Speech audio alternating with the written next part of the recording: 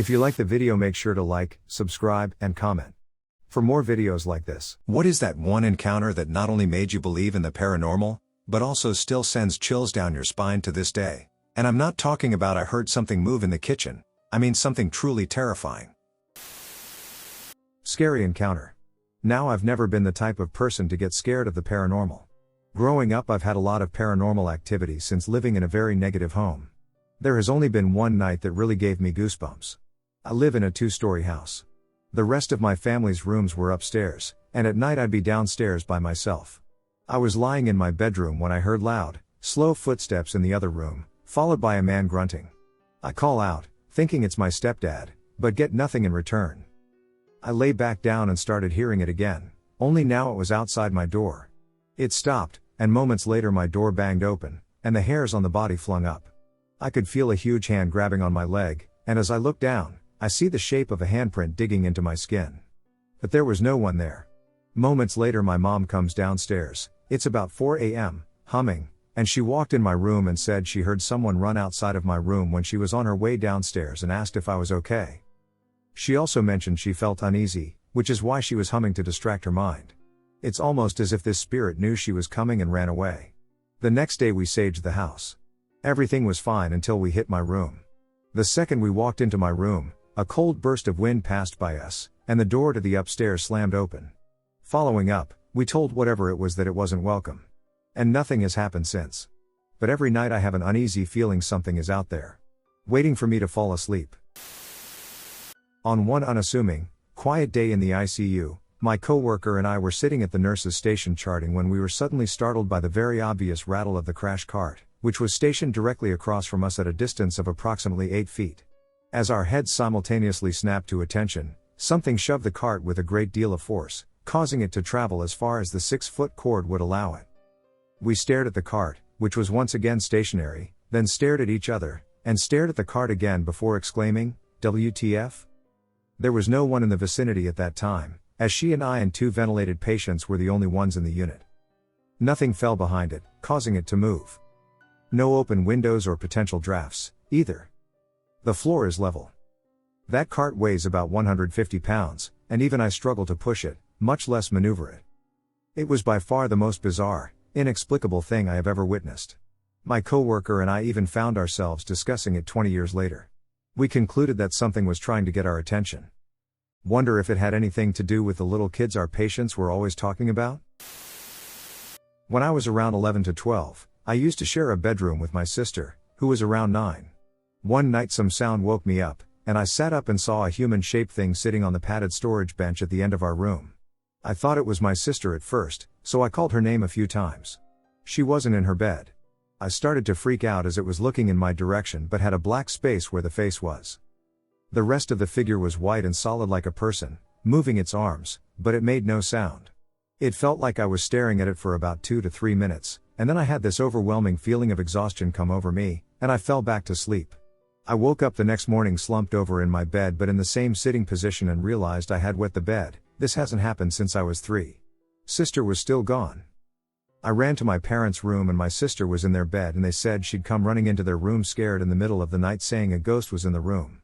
She described the exact same thing as me. We're in our late 40s now and still remember it as clear as if it happened last night. Legit the most terrified I've ever been to this day. My grandmother doesn't believe in anything ghost-wise. She used to go to church as a kid but got kicked out over throwing a chair at 2 girls who made fun of her sisters, who had severe osteogenesis imperfecta. She told me she never believed in God anyway, that she just went because she had to. She thought there was nothing after death, you die, and that's it. My grandmother is hilarious, laid back, a great comforter, and an avid gardener. I used to go up to her house every single day. One day I went up, and she wasn't herself at all. She said she was in the garden picking peas, and this lady showed up out of nowhere, almost transparent. Apparently this ghostly figure of an old woman also spoke to her. She said, "Stop digging up my roses, this is my garden." My gran said she was stunned and didn't know what to do, so she explained it's her garden and she grows vegetables. The ghostly figure suddenly vanished, and my gran ran back into the house to find my granddad. I've never seen my gran have a bad day in her life, it's just the way she lives. The glass is always half full with her, but after this I really did see a change in her. She stopped gardening for a while, She did start up again, though, and now she plants lots of flowers. She's never spoken of it again, though. She looked horrified just telling me.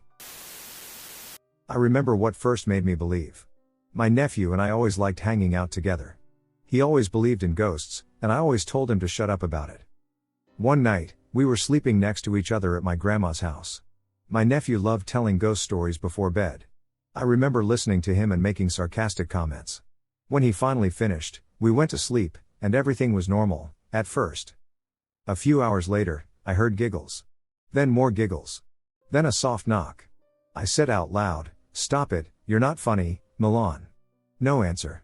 It kept going on, and I was getting really annoyed, until I suddenly heard a voice right next to me say, "Leroy, shut up, I'm trying to sleep." I don't think I've ever gone that quiet in my life.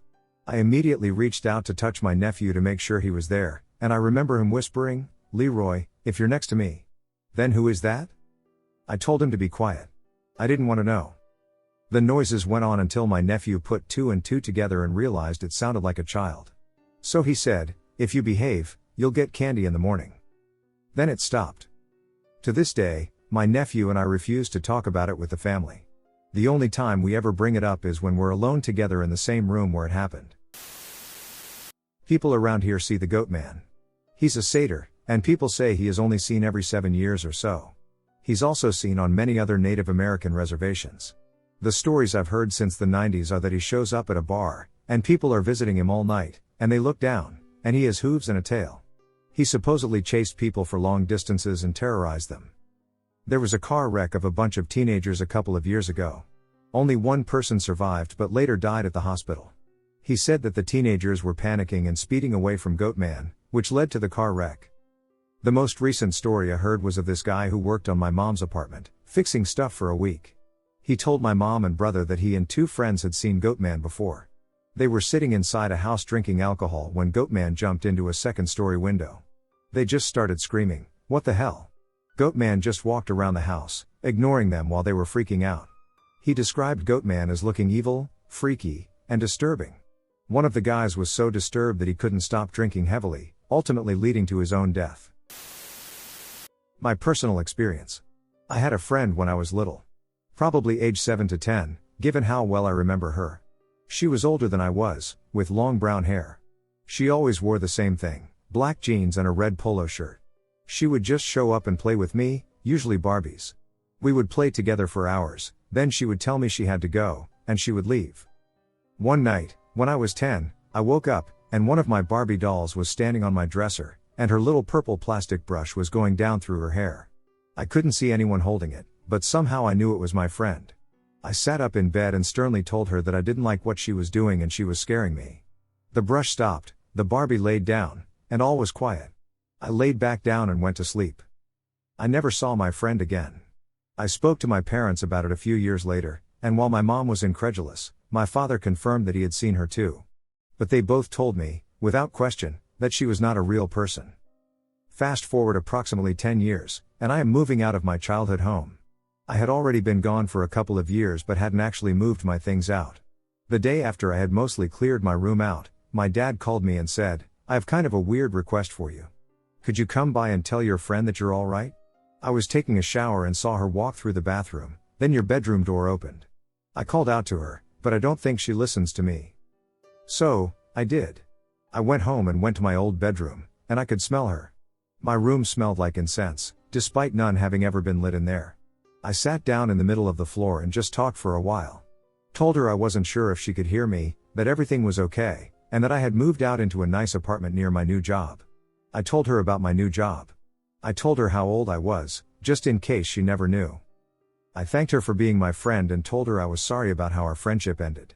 That I never forgot her, and I found some comfort knowing she was still here. I told her that my parents were moving soon, so I probably wouldn't be back to this house ever. I told her I didn't want her to be lonely, that I hoped if she wanted to move on, she could now.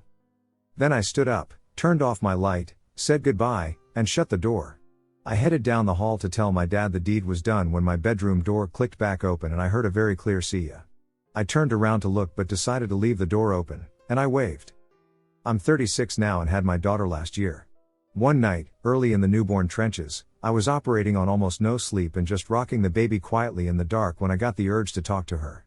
I introduced my baby out loud, and I talked about my birth experience. I told her how old I was now and how I was told I couldn't have children, but here we are. And I heard her laugh, sigh, and whisper, like she was trying not to wake the baby. Beautiful. I haven't spoken to her since, but I still think about her. Just want to say I don't necessarily believe in the paranormal, but this story really makes me question it. I was on a summer camp backpacking trip, and we were camping next to a lake that had a cliffside next to the lake. The peak of the cliff was probably about half a mile away, and it was a full moon, so I could see it pretty clearly. I was 16, so no substances were involved. It was about 2 a.m., and I couldn't sleep, so I got up from my sleeping bag and just lay on a rock next to the lake. I always have been a big astronomy nerd, and I lived in a relatively big city, so I really appreciated having time to just look at the stars, considering I couldn't do it often. After about 20 minutes I saw a huge buck walk up to the edge of the cliff. I simply sat there, admiring its majestic presence. After a few minutes, it almost instantly stood up on its hind legs and turned towards my direction. It just stood there for a good 3 or 4 minutes, staring at me. There wasn't a fire or anything, so while it may have seen me on the rock, there wasn't anything around that would have captured its attention like that. I just lay there, not really wanting to move with this severe sense of dread. Then, it just sprinted away, still on its hind legs. To this day I have absolutely no idea what it was. I've spent a lot of time backpacking with my dad, so I am confident that isn't normal deer behavior. I've seen them rear up to charge something or just sniff the air, but not for that long and definitely not sprint bipedally. I have a friend who grew up on a reservation, and he asked one of the elders about my experience. The elder told him that I was lucky I wasn't attacked and advised me to never go back there. Scary stuff. When I was 19 years old, I rented a house that came fully furnished, which at the time was perfect because I couldn't afford much. I knew this house but had never been in. An elderly lady lived there for many years and had sadly passed away. Her son rented it to me. It was full of furniture, sofas, beds, and bedroom furniture. All I needed was my clothes and TV. I always felt a sense of companionship, even though I knew she had passed away in the house. After I'd lived there for a few months, I decided to rearrange the bedroom furniture around, and that's when all hell broke loose. From that night on, I heard doors slamming, saw figures, heard people walking loudly upstairs, and even felt someone pushing me while I was downstairs. This was 1996, there was no internet to research, etc. I couldn't sleep and didn't dare go upstairs, where it all seemed to happen. I mentioned it to some friends who put me in touch with a medium who then told me to put everything back to where it was. As soon as I did that, everything stopped, like turning off a tap. My great-grandfather died when I was about 6. I have clear memories of what he looked and sounded like. One day, when I was about 15-ish, my dad and I were working on the tractor, and we heard this voice. We both looked up, but we were the only ones in the field. Sometimes, if the wind is just right, voices carry down there, but it was a clear, loud, distinct voice. I looked at my dad, but he was staring at something behind me. I turned in time to see my pawpaw, dead nearly 10 years at that point, walk across the road maybe 15 yards away and into a stand of oak trees. Without even talking about it, Dad and I decided the tractor could wait until another day, and we went back to the house.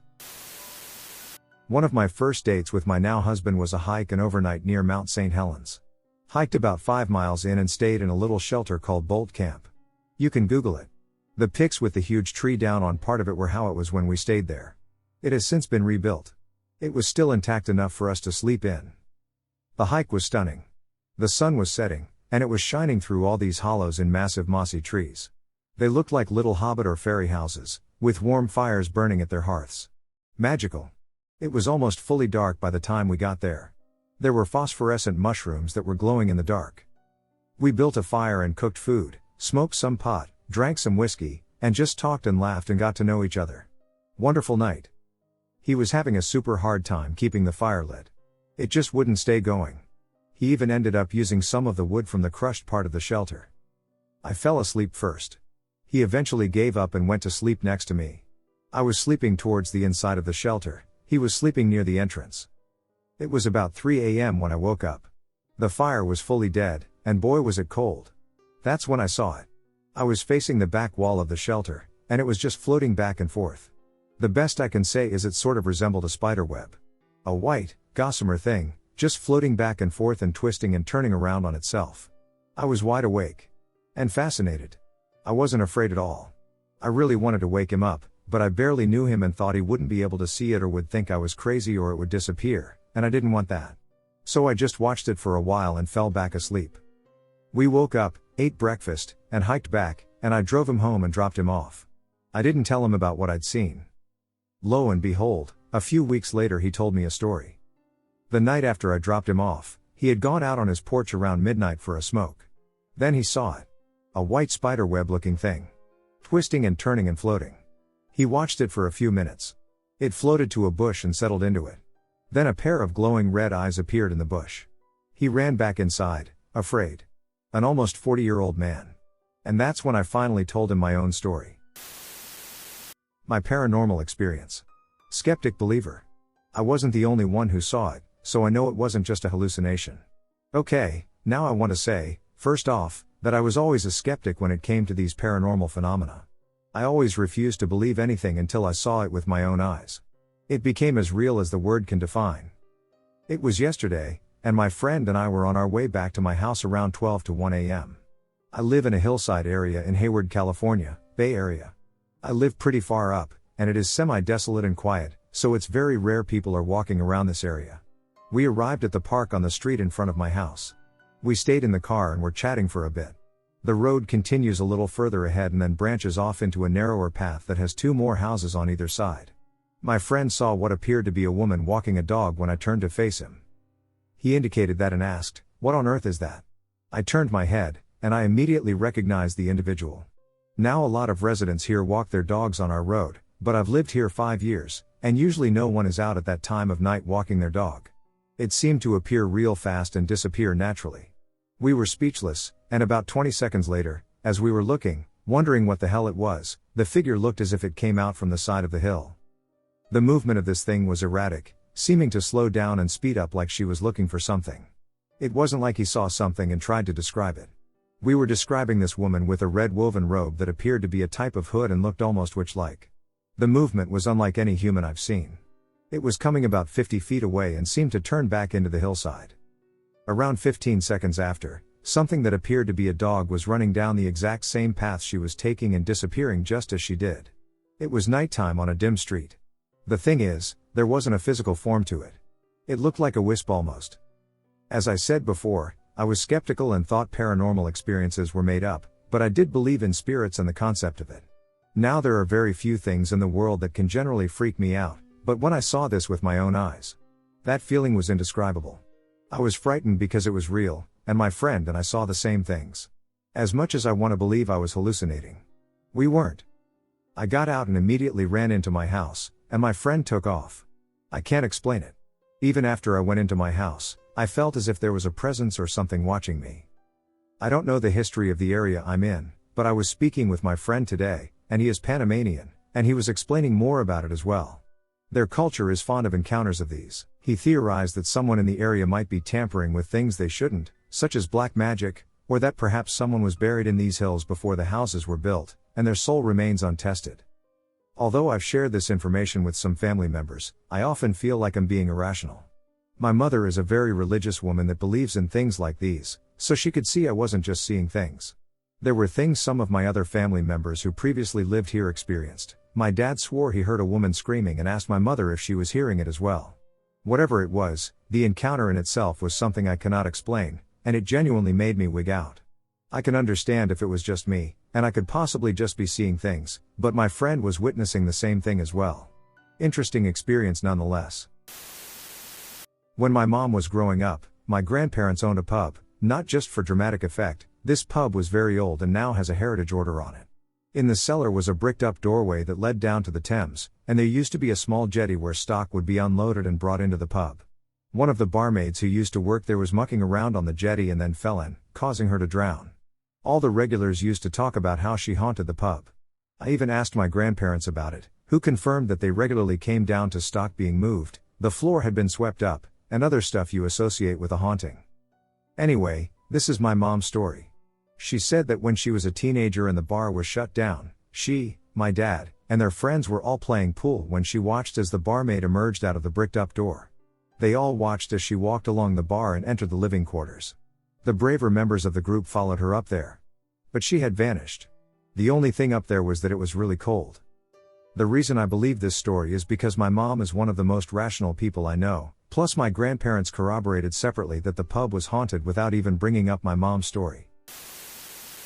Still creeped out. I have yet to come to terms with what I saw when I was a little kid. It's been about 25 years since this happened, and I still don't know what it was. I grew up in a small town in South Georgia before moving to NC. I was about 6 or 7 at the time. My mother is a firm believer in naps or just resting during the day and had told me to go lie down. Mom had done laundry, and my bed wasn't ready, so she directed me to go to our living room and get on the hide-a bed she had made up for my grandmother, who was visiting. Our living room was also the dining room. At the top of the room there was a huge table with a swinging wood door that led to the kitchen.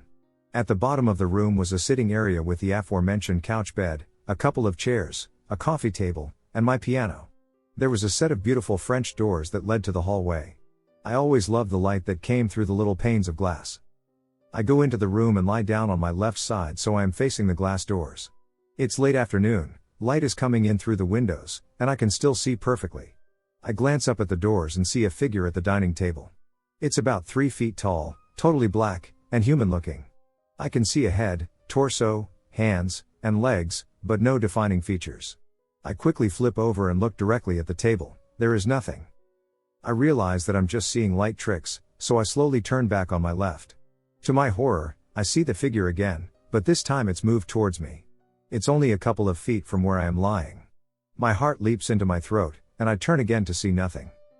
I stare at the dining room side for several minutes trying to decide what to do. I finally get the courage to look in the glass again. This time, the figure is next to the bed, reaching a hand out towards me. I shoot straight up out of the bed and run out. I refuse to go back in that room. I actually quit playing piano. I was so afraid of the room. I was young at the time, but I vividly remember what I saw. I wasn't asleep or even sleepy, so I know I didn't make it up or dream it. There was plenty of light, so it wasn't my eyes making things out of the dark. I'm not sure that I will ever know what I saw, but I'm glad to be away from it. As a 31-year-old woman, it still is scary. Thanks for listening. Not sure if I totally believe in the paranormal, but my family does have one unexplained experience. This is an encounter several years in the past. And although it is a personal encounter, it is shared between my entire family, who all can attest to and recall the experience. It is an ingrained family event. We were just moving into our new house development in rural Wisconsin. My mother and father were working on some items in the house, and my brother and I, ages 10 and 7, had to stay behind baby gates in the only finished room in the house, as there were multi-story unfinished balconies on site. It was around 8 p.m. at night in the summer. Mom and Dad were bringing in some groceries to start making a late dinner, and my brother and I were playing with our Hot Wheels playset. All of a sudden my brother and I hear a distinct "Hello, who is there?" which seemed to come from the floor below us. My brother confirms my suspicions that the voice does not belong to Mom or Dad. My brother asks me to confirm to say something back. So I answered back, "Dad?" The voice answers again, "Hello?" From what I recall, it was a confused type of hello. Naturally, my brother and I begin yelling for Mom and Dad. There was not supposed to be anyone around, neighbors are at least a half-mile from us. Mom and Dad come running upstairs soon and immediately start hugging us and ask us what the matter is. We told them we heard a voice and someone was in the house. Dad immediately does a search of the house and finds no trace of anyone being there. To this day, my family can all recall this event. My brother attests to hearing voices, and my parents attest to rushing in to screaming children. They did not hear any voices, however. This is the only encounter I have ever had. While the encounter was not particularly frightening, it remains an unexplainable occurrence. No other strange events have happened in the house. When I was a kid, I stayed in a homeless shelter that was once an elder care facility, and I never felt safe in the halls or bathroom. The halls were a long L shape mirrored on both sides of the building, separated in the middle, families on one side, single occupants on the other. Doors are on the left side down the hall. Halfway down the long arm of the hall on the right, there is the bathroom.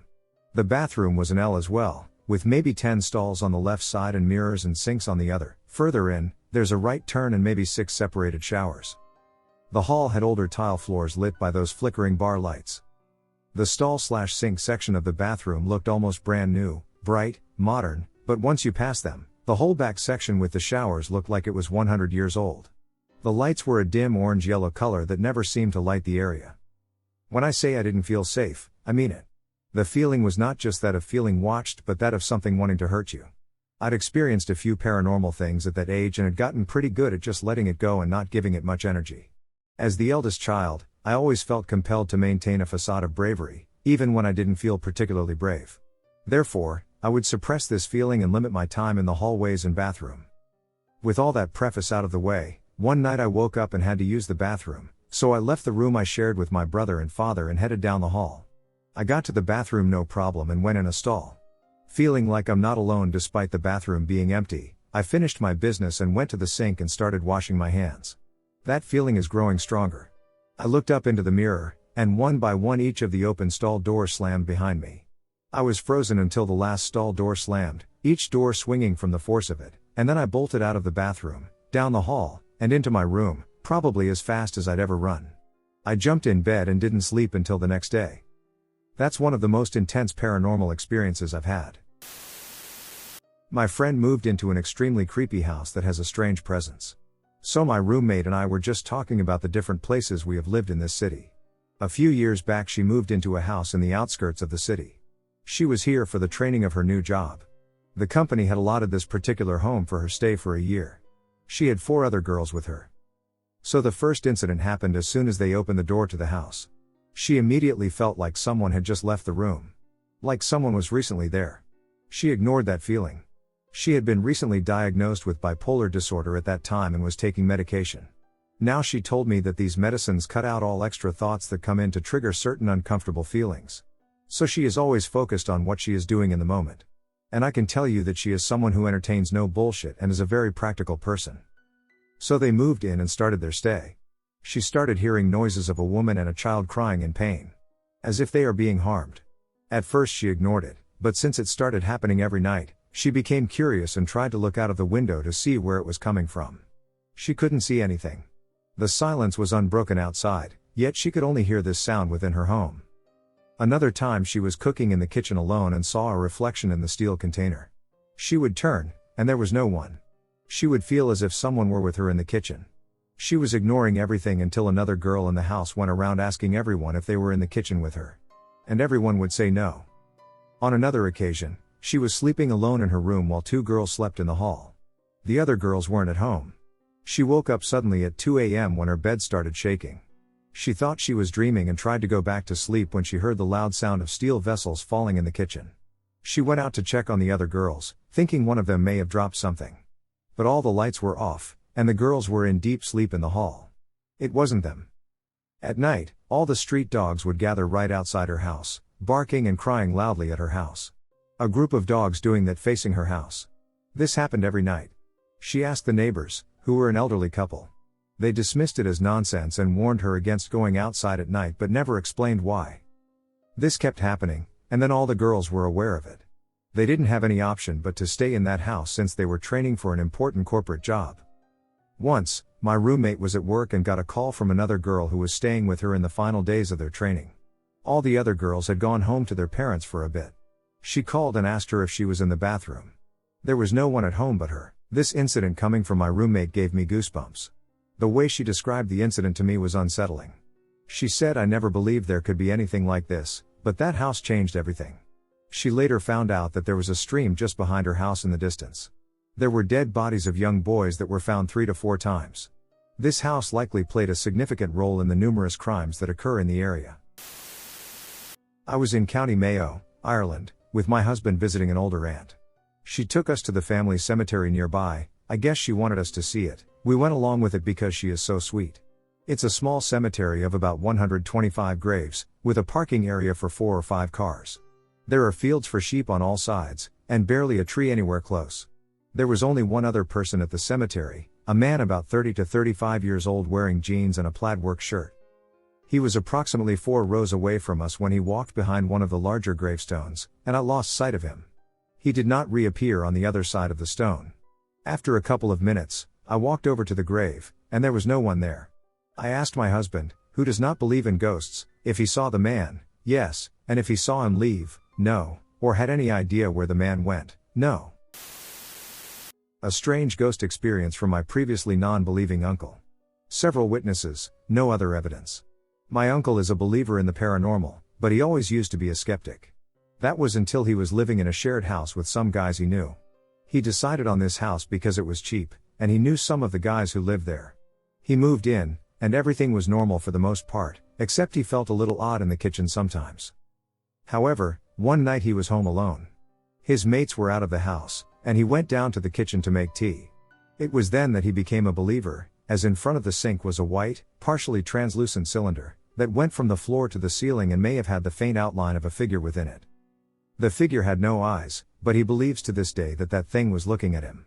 At the time, he was certain that the strange thing was staring at him, as if it was just as scared as he was. He didn't feel threatened or anything, just incredibly shocked and unsettled, likely because his entire understanding of the supernatural had been rendered obsolete. He quickly ran out of the room and back upstairs, giving up on his tea. Later, he came downstairs, and the ghost was gone.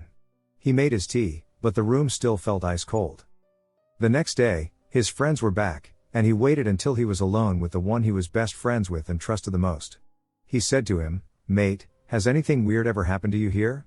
And he immediately replied, before my uncle was even finished speaking, "Oh, so you've seen the ghost then?"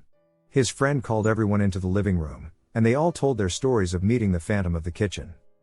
Turns out, they bought the house cheap from its previous owners, who warned them it was haunted. My uncle's mates didn't believe in the paranormal and moved in. They all pitched in to buy it, and they let some others, like my uncle, stay in the spare rooms for rent. Eventually, they all encountered the ghost and shared their stories with each other. They stayed in the house because housing costs were high at the time, and this particular house was a great value, even with the ghost, since it was benign. My uncle stayed for a while, never encountering the ghost again as far as I know, and then moved out to another shared house with my dad and my mom, who were just friends at the time. My uncle is now a believer. My dad still doesn't believe in the paranormal, but he trusts that my uncle definitely saw something, but he isn't sure what. My current home. I work from home in an upstairs office. In the beginning of 2021, every workday around 2 p.m., I would hear someone start walking up the steps. When I went to look to see if my husband was home, no one was there. About a year later, there was a time when both my dogs would stand at the bottom of the stairs and growl towards the top if the upstairs was empty.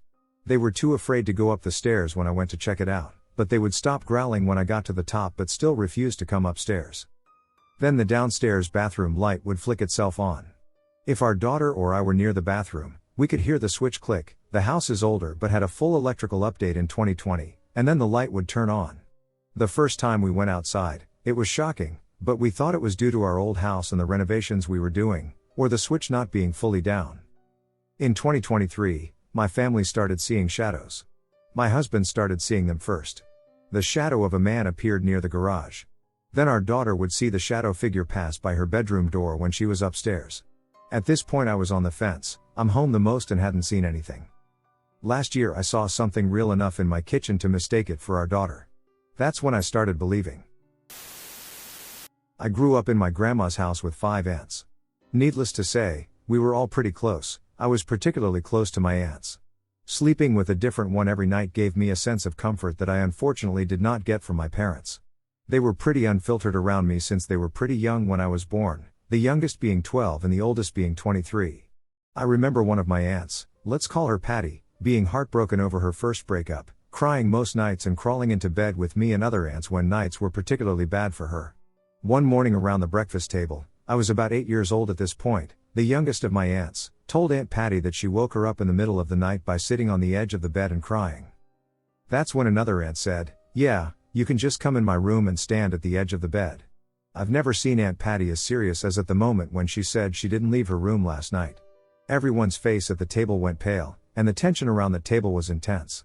My aunts went on to describe the figure and how it gave them a sense of discomfort, and that's why they were so mad at her for coming in. My youngest aunt grabbed her phone to shine the light at my aunt, and the figure ran off. Even at 8 years old, I could tell that everyone around the table was very fearful, and that was the scariest part. For some context, I was asleep with my grandma that night, and the way the house was laid out, the 2 aunts who saw the figure had bedrooms right next to each other.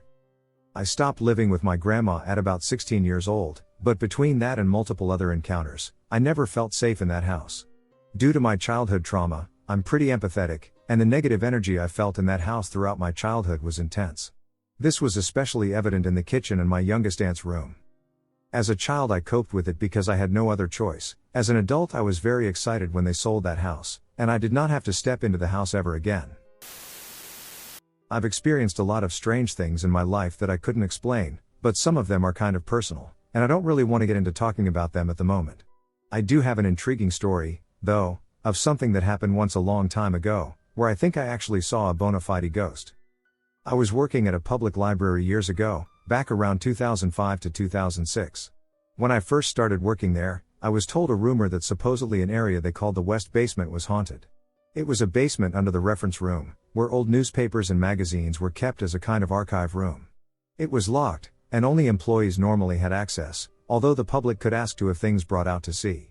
The hilarious thing is that even my boss didn't want to go there when she was giving me a tour of the building when I first got hired. I've always been open to the paranormal but still kind of skeptical. I didn't believe it, and I thought they were just messing with me or it was just a rumor. Well, that changed one day. I had to take a collection of magazines back to the West Basement. I didn't think anything of it at the time. I had never even been in there by myself before. I had to unlock the door, and the light switches were pretty far, and it was pitch dark. I turned on one set of lights and started walking down an aisle between the bookshelves. Suddenly, further down the aisle, I swear I saw a figure. It was just a quick glimpse, but I know what I saw. A figure wearing what looked like a plaid shirt was walking across the aisle, maybe about 20 feet or so ahead of me. It scared the crap out of me. There was no one else in the basement, it was always kept locked, and I had the keys. I was freaked out, but I tried to look to see if there was any way it could have just been a reflection or something. I walked to the end of the aisle, but there was just a brick wall and nothing that could have been my reflection. And besides, I wasn't wearing a plaid shirt. I walked all the way across the basement and turned a corner down a hallway, and I found what looked like an old darkroom, for developing film and photos, and I definitely felt some kind of presence there. Maybe it was the spirit of someone who used to work there in the distant past? It didn't feel threatening, but just creepy. But I was freaked out and locked up the basement as fast as I could and ran out. I know I saw something down there. I didn't work at that library for much longer. Not because of the haunted basement, but just because the other people who worked there were total jerks, and I didn't want to put up with it anymore. I've experienced a lot of paranormal and just weird things in my life, but I think that was the only time where I actually saw a ghost. I always somewhat believed in the paranormal but never really had a solid experience until I was 34 going on 35. I was hanging out and smoking weed one night with my friend in her big apartment, and I just knew instinctively that somehow and in some way there was some kind of demonic or negative spiritual activity going on in it. You could just sense a chilling vibe and dark energy all throughout that whole place, particularly in the far back bedroom. We were sitting there in the room listening to music when all of a sudden the music stopped playing, and about 3 massive black shadows swooped through the room wall, followed by 2 or 3 extremely loud banging noises coming from the downstairs basement, when nobody ever went down there. My first initial thought was the apartment was haunted with some negative activity or entity, so I asked my friend about it. She denied her place was haunted but did reveal to me that she was a bit psychic, so perhaps it might not have been her place that was haunted after all, but maybe she had some kind of weird spiritual/metaphysical connection with me or something. Anyway, whatever it was the very first time I ever had a brush with anything paranormal, and it was pretty terrifying. I have 2 interesting stories to share. When I was younger, my grandpa lived in the foothills of Appalachia. Behind his house lay a thick woods that went for miles. I was probably between 8 and 10 years old at the time and was allowed to go no further than a couple of yards into the woods. One night I had decided to venture in by myself. My family was out on the deck having a fire and eating food, and for whatever reason, I had decided to wander off. By this point, the sun was almost completely vacant from the horizon, and there was generally low visibility in the woods. So I started walking, and night seemed to fall really quickly, which made sense because when I walked into the woods, the sun was almost fully set, but as a kid, it still creeped me out. I remember being able to still see the fire in the backyard patio when I turned my head back around to continue walking. I was really excited because I was never allowed to walk that far, and I had all of the freedom in the world. I vividly remember getting the chills, and I had that feeling you get when something big is near you, like a bear or something, not a malevolent presence, just something big. As I continued walking, directly in my ear I heard my mother's voice say my name. I froze, because I knew my mom was nowhere near me, so I just kept walking, and as I walked, my mother's voice just continued being spoken into my ear, the exact same tone, pronunciation, and volume, over and over again. I continued to walk, and that large-looking presence quickly began to feel almost angry or just bad. It scared the shit out of me and still makes me uncomfortable looking back. Eventually I remember getting behind a tree and curling up until my mother's voice went away. I got up after what I can only describe as if the air lost 1,000,000 pounds, booked it back to my grandpa's house, and ran into my room. I didn't sleep that night or any night for a couple of weeks after that. My next story is a lot more recent and a lot shorter. About 2 years ago a new neighbor moved in. He is a military veteran who fought in Iraq. I don't know the exact title of his job, but the concept involves him literally steamrolling houses, whether or not people are inside.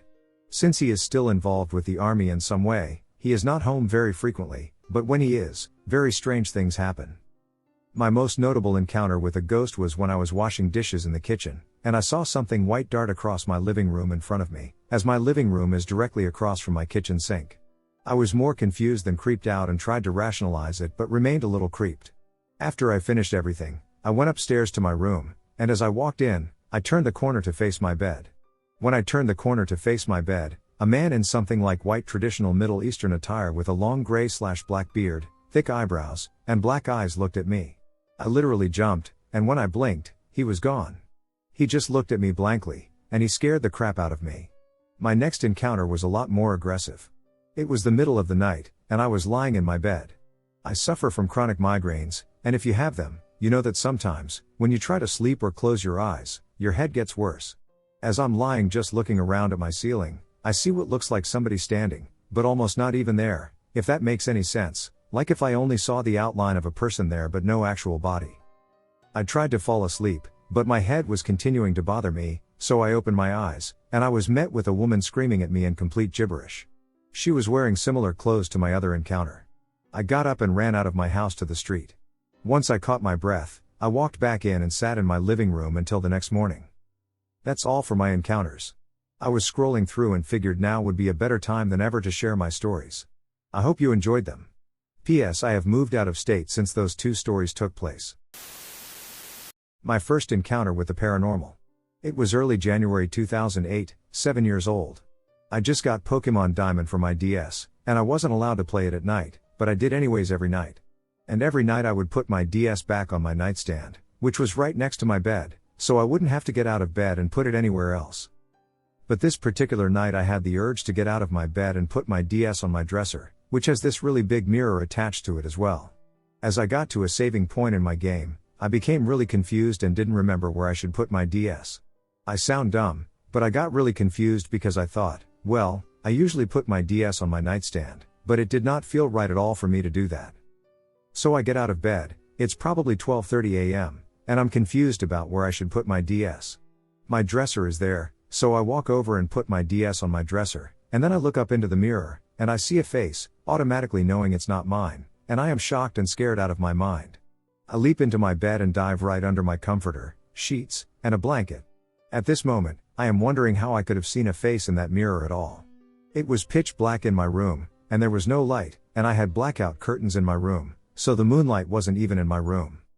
At this point, I feel extremely overwhelmed and terrified, and I am trying to muster up the courage to run downstairs to my parents. As I'm under my covers, I start to feel, like, I don't know how to explain it, but like pressure. But it's light, almost as if someone is caressing the covers or something like that. I know it wasn't my fan because it was off, as it was the middle of winter.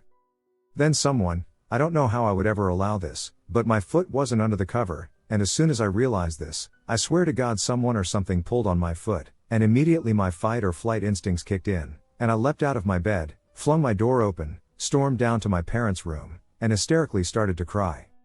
All I remember after that was looking at their alarm clock and it being around 3:42 a.m., and I then woke up in my room the next morning with my dad. What the hell happened? Was I just being a crazy little kid, or did something actually happen?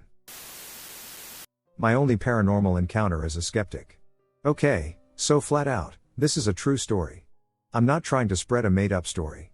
This actually happened to me. So I'm a pretty solid skeptic when it comes to ghosts. I adore cryptids and monsters and folktales, but I just plainly don't believe in ghosts. My family went on a vacation to Japan back in 2023, to Tokyo, Kyoto, and Osaka. We had an amazing vacation and had a great time.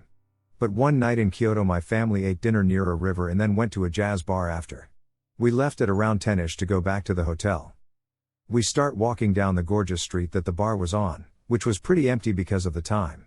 The only other person on the path was a small person dragging a suitcase behind them. It was a lady, somewhere between 4 and 5 feet, wearing stereotypical grandma clothes and a huge hat. But what freaked me out was that her head was fully tucked downwards. Full on 90-degree angle down. She was moving slowly, so we eventually passed her, and I still remember the way she dragged the suitcase on the rocks. My sister and I were quietly freaking out like two teenagers until we finally got in the Uber. But what truly frightens me to this day is that, as we drove, I glanced out the window to check if she was still present. I saw her standing in the middle of a crowd, no one acknowledging her at all. But instead of her head being down, her head was leaned far up, and she was almost completely pale, like a dead body. The way I remember her face is that of the lady in the movie Nope, Chimp Incident. I really can't think of any other way to describe it. I recently remembered that story after looking through pictures from that night, although none of them included her. I still don't really believe in ghosts, but that still freaked me out. Scary encounter when I was young. Hello, I would like to introduce myself as Jay. So years ago, in 2016, I lived in a house in Ecuador that my grandpa bought. The house, a 2-story structure, was completely dark and eerie upon entry.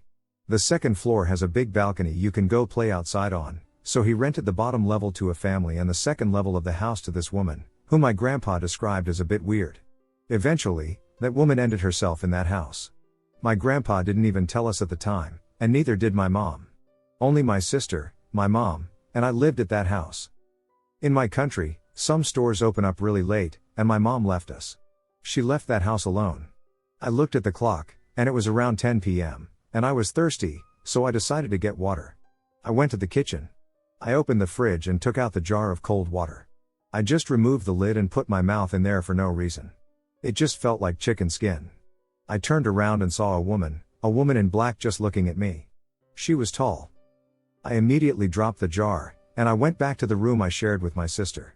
I locked the doors, and I pissed myself out of fear. My sister is a very deep sleeper. I tried to wake her up, and she would not wake up, so I pinched her. She screamed. Nothing happened. I was terrified and didn't know what to do. I forgot to mention that the bathroom in the room where we slept has no door, but it does have windows that obscure visibility. Next to the bathroom is another door that leads to the balcony and then to the stairs for exiting the house. My plan was to scream at the neighbors, so I stood up and saw 2 people looking at me through the blurred windows. To this day, I still can't describe how they looked. They looked so disturbing, so I quickly opened the door to the balcony and started screaming at my nearby neighbors. Luckily, one of them lived in front of the house and knew us, and I started to scream for help and to call my mom. I didn't want to go down the stairs, it was dark, and there was no light bulb or anything. You could only use a flashlight to see, so she called my mom. I went back to the room, and nothing was there. My sister woke up and asked me what happened. I didn't want to scare her, so I told her nothing. My mom came, and I told her what happened. We slept at the neighbor's house that night. The next day my mom called my grandpa, and my grandpa knew a friend who was a priest to go bless the second floor of the house. He went alone, and the priest noticed that under the bed next to the wall was a small hole that perfectly fit a box. He took it out and opened the box. He saw nails, hair, and a picture of the woman who ended herself, so we moved out to our cousin's house. My grandpa still owns that house. We have told him so many ducking times to sell it, and he still won't. To this day, people still call my grandpa about the activity they hear or see. First experience. Before this experience, I want to clarify that I never believed in ghosts, paranormal activities, or anything similar. About a year ago I traveled to Leek, Staffordshire, UK, for work, and the client booked me in an old grade 2 listed Georgian townhouse B&B. I thought nothing of it at the time.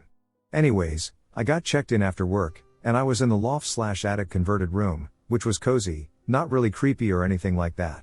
Went for some food, came back, watched TV, and fell asleep as normal and relaxed. Woke up at 3 a.m. with immediate goosebumps. The room was also not street facing, so it was incredibly silent. As clear as day I heard footsteps on the carpet slowly approach the bed, getting subtly louder before stopping what sounded like right in front of me. I will say at no point did I dare open my eyes, I was so freaked out. Immediately after the footsteps stopped, the bed spring where my head was clanked loudly 3 times even though I was dead still. I waited around 5 to 10 minutes for no other noises before springing up and turning the lamp and TV on for the rest of the night. Needless to say, I didn't get back to sleep. I know it's not a crazy story, But that work trip has stuck with me ever since. To this day I still can't explain it as anything else. The whole experience was crystal clear, as in I was fully conscious and there were no other sounds at all. The next morning, talking to the owner, I discovered I wasn't the first to report paranormal events there and that apparently it's not usually my room that they are reported in. About 12 years ago, a friend of mine called me to ask if I was interested in doing a short stand-up comedy set. She and her boyfriend had gotten the keys to this old church-turned-playhouse from the township, and they were putting together a coffeehouse event. I said, sure. Where's it at? She said, the EV Playhouse. I was kind of taken aback by hearing that. Everyone in my town knew the building but didn't think it was functioning. It was just a small, historical site that was once a church. It didn't give off creepy vibes. I never got the chills driving by it. It was kind of just, there. The following Friday was the crew and performer meeting. We were told to enter through the back door upon arrival. So I headed in, and since I didn't know where to go, I yelled out, hello? I got a reply almost immediately, hey, we're in here. I thought to myself, where the hell is here? I took a few turns, and I found myself in the lobby. From the lobby, I entered the main area with the stage and seats. I didn't see anyone. I walked to the front door and looked around, no cars. I just figured someone was roaming around the place doing backstage stuff, so I took my seat and waited for people to arrive. About 20 minutes later, a few friends walked in. I told them what happened and that I hadn't seen anyone around. My one friend said, oh, that was probably just Phyllis. I thought, cool, I'll tell Phyllis, thanks a lot for leaving me hanging. When the evening was wrapping up, I wanted to use the bathroom before heading out. I went back into the lobby and looked at all the pictures and posters on the wall. I came across a plaque of a woman who once worked at the playhouse. It had the years she had lived, and I looked under to see her name, and sure enough, it said Phyllis. A chill had run down my spine. I stood there for a good 30 seconds. When I went back into the main area, I asked them about Phyllis. That was when they told me that she was the ghost who roamed the playhouse. The way they said it was so nonchalant. Phyllis was just part of the gang of people who ran the place. My one friend said he'd occasionally sleep at the playhouse when building sets and painting signs, and he'd always hear her. While I never had another encounter with her, there was another time that something happened to me. So next door to the playhouse is an old 2-story home. It's on the same property. This is the house that the nuns used to live in. It's now just a house full of costumes and prop stuff. My good friend at the time lived within a minute's walking distance. She was always having parties in her backyard. One night it was really late, and we were out of mixers for drinks. No place was open nearby, and everyone was too intoxicated to drive and get some sodas, pre-DoorDash days. I volunteered to walk down to the playhouse and grab a few cases of soda from the fridge. By that time, I was a regular there.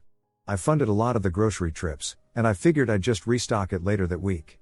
I was walking out of the playhouse and heard a noise coming from the house next door. It just sounded squeaky. I looked up, and the top bedroom light came on. No one was in there. No one else was on the property that late at night. I know these aren't definitive paranormal experiences, but after my friends told me more about the playhouse and the things they found while cleaning it out, it definitely made me become more of a believer. Why I believe in the paranormal. Simple. I live in a house with a ghost. Quotation marks because we don't know what it is. I am always skeptical, but multiple occurrences, outsider visitor confirmations, sightings, and unexplained phenomena. The most common is the back door opening and shutting, at least the noise of it. In the mornings from 7 a.m. to 8 a.m. it happens year-round. In-laws who had gathered early to go to the event were waiting on their daughter to come back home. They heard the doors open and shut and even proclaimed, "She's home." No one was there. Sister-in-law once stayed the night. Without prior knowledge, she arose the next morning wide-eyed and said, "You didn't tell me you had a ghost." I saw, with my own 2 eyes, a book fly off the shelf all by itself. It flew across the room, not fell, not bumped over, not jiggled, it flew. I'm not even kidding. 3 grandkids have seen it. Twice it was on the ceiling. They were too young to ask anything other than look. What is that? Always in the kitchen. One granddaughter was looking into the front room from a bedroom. She was maybe 2 years old. She frowned and said, "Who's that?" "I don't know him." Of course no one was there. Just last week my woman asked me if I ever felt the bed as if someone had sat down in the night as we slept. One time, which she already knew about, I felt this exact movement in the middle of the night. I rolled over, saw her silhouette in the dark sitting at the edge of the bed, and then watched her get up and leave the room. She had been ill, So I got up in the dark and sat at the foot of the bed concerned about her. She never came back, and I called her name. As I called, I leaned over onto my arm and brushed up against her leg. She was sound asleep in bed. I could go on and on. Out of sight, out of mind. I was sitting on the couch, scrolling through my phone, half aware of the apartment around me. The master bedroom door was open, like it always was. I knew it was there, but I wasn't looking at it. Not really. When you don't focus on something, it doesn't exist, not until you give it attention. The apartment was quiet. Not the kind of quiet that feels heavy or ominous. Just normal. Ordinary. It was a relatively new place, maybe 30 years old at most. No old tenants, no tragic stories, no whispered rumors. The area itself had no folklore, no legends passed down, and no warnings disguised as jokes. There was nothing about that apartment that should have carried weight. Nothing at all. The hallway light spilled into the bedroom, illuminating only the side of the bed and the headboard. Everything else dissolved into darkness. I've always hated that kind of lighting, not because it's scary, but because it narrows your attention. It forces your eyes to rest on a single point, while everything else becomes suggestion. A curtain. And all it takes is a few steps for what's hidden to become visible. That's what makes it uncomfortable. That sense of standing on something thin, almost exposed. I stood up to go to the kitchen and grab a drink. The movement was automatic. I wasn't thinking about the hallway. I wasn't thinking about the bedroom. And that's when it happened. I didn't see it. Not fully. I caught it by accident, in the corner of my eye. A shape, no features, no outline I could understand. Just a fluid, black oval, impossibly fast. It crossed the patch of light spilling from the hallway and cast another shadow onto the floor, perfectly mirroring itself. I stopped. Completely. It made no sound. Not a footstep. Not fabric brushing against fabric. Nothing. My mind immediately tried to explain it away: fatigue, peripheral vision, a trick of light. But my body reacted first. I froze, my back rigid, every nerve alive. 30 seconds, maybe more. What terrified me wasn't the shape itself. It was the feeling that followed, the unmistakable sense that I had noticed something I wasn't meant to notice. As if whatever had crossed the room had waited. As if it had known exactly when I wasn't looking directly at it. I was close. Far too close.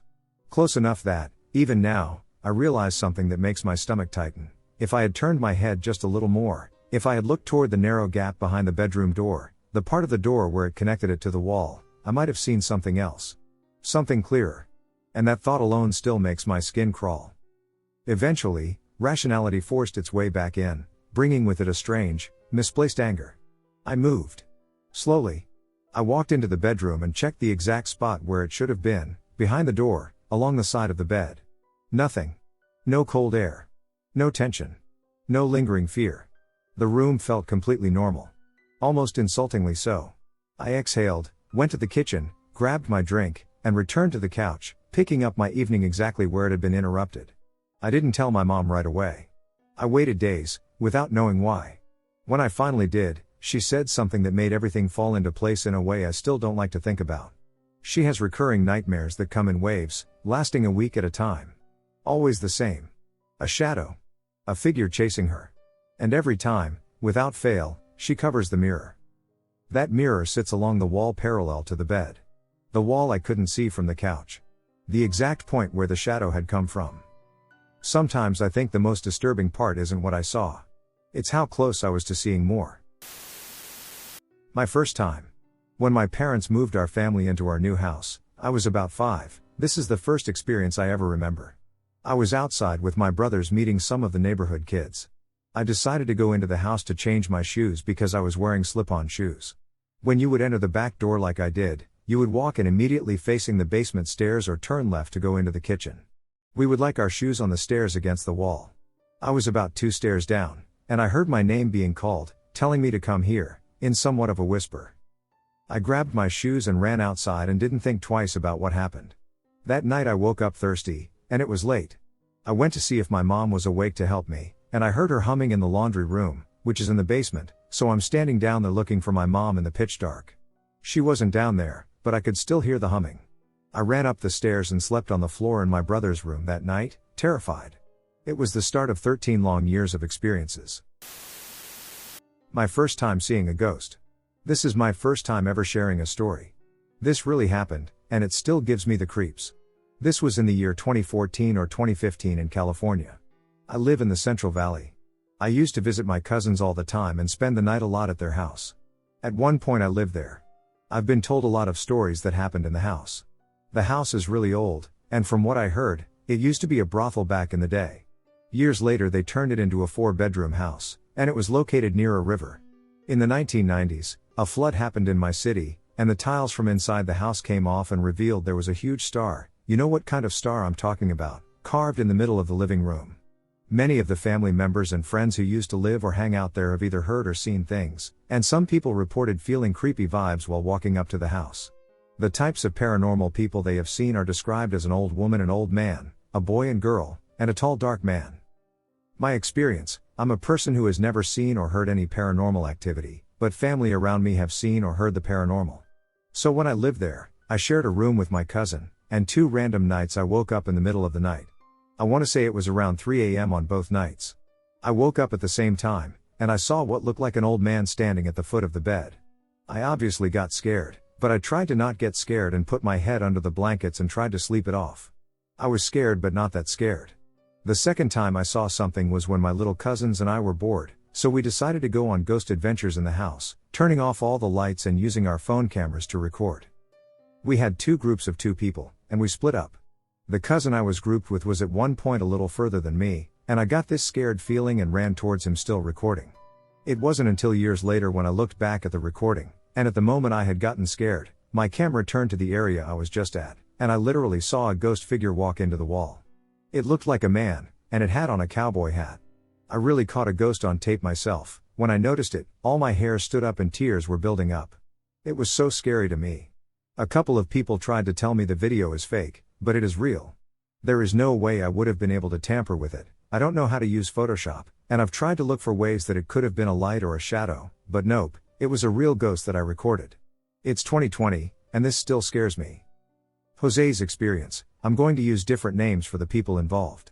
Jose is one of my cousins that lived in that house and still lives there. He has seen more things than I have. The house's most haunted room is one no one wanted to sleep in. Once my cousin wanted to be brave and sleep in there, he did, but only for 3 nights.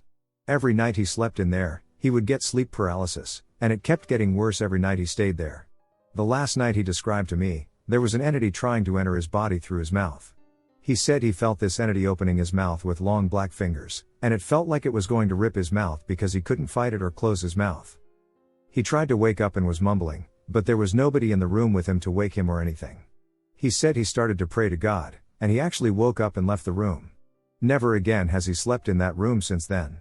Last year Jose and his siblings were in the living room playing video games when all of a sudden the whole trash can in the kitchen burst into flames, melting the can. There was nobody in the kitchen. They were all in the living room until his little sister noticed it and told them about the trash. They couldn't get the flames to go away for a while. Lily's experience. This is another cousin that I have that used to go over a lot as well. There was a laundry room that led to the backyard. For some reason the door to the laundry room was always open, revealing the moon and pitch black backyard. I would never look outside when it was night. My cousin once said that when she went outside in the backyard to get some fresh air, she felt a little sick. She saw 2 children playing. She got freaked out and went inside and shut the door. We don't have children. Anna's experience. My sister's experience is a little similar to Lily's. My sister never really visited the house, but she has gone there a few times. She told me once she went to the bathroom. Towards the bathroom there is a little hallway. At the end of the hallway there is the room that is considered the most haunted room. Then there is the bathroom in the middle and the master bedroom at the beginning of the hallway. So my sister decided to use the bathroom. Everything was normal until she walked out. She says at the end of the hallway next to the haunted room she saw a little girl with black hair sitting down with her face in her knees with her hair over her face and legs. She got really scared and wanted to leave. She has told me that a ghost like that is not anything good. Others have experienced hearing a baby cry when nobody had a baby in the house or when someone was alone there. My uncle used to hear an old couple chatting and has even seen them in the bathroom, which made me scared to go alone. Many people have seen the children. One night, after my little cousin watched the movie Jeepers Creepers, she told me that she saw a tall black figure that almost looked like Jeepers Creepers standing in front of the door to the room where I used to sleep with my cousins. I once invited my friend over, and she immediately asked me if the house was haunted, because she felt a bad energy coming from the house and also told me she saw a dark figure standing at the attic, From the outside there's a wooden cover where the attic is, and it fell once. My cousin's friend also told her the same thing. Another firefighter ghost story. This is really two separate incidents that I'm combining into a single story. At my first station fresh out of the fire academy, I was assigned to another older building. This one was constructed in the mid-1920s. The building boasts 2 stories and 2 bays, one designated for the engine and the other for a battalion chief. The history these old fire stations contain is just extraordinary. To think of all of the men and women who have worked out of this station has always fascinated me. This station was one of 2 that still had a pole to slide down into the engine bay from the 2nd floor. No one ever used it because you only had 1 flight of stairs to go down, but it was still cool, especially when giving tours of the station. The bedroom was on the 2nd floor, and the bed I chose was right next to the pole hole, which was also the bed closest to the door leading to the stairs. All the doors were old and wooden. No metal doors. We always closed the door leading to the stairs because the lights were always on 24 hours a day in the halls and stairwell. We ensured the bedrooms in our stations remained as cold and dark as possible. The way we got our runs or calls was the house lights would come on with a loud pop, and then a loud siren would go off, followed by dispatch telling us where to go on the call and the nature of the call.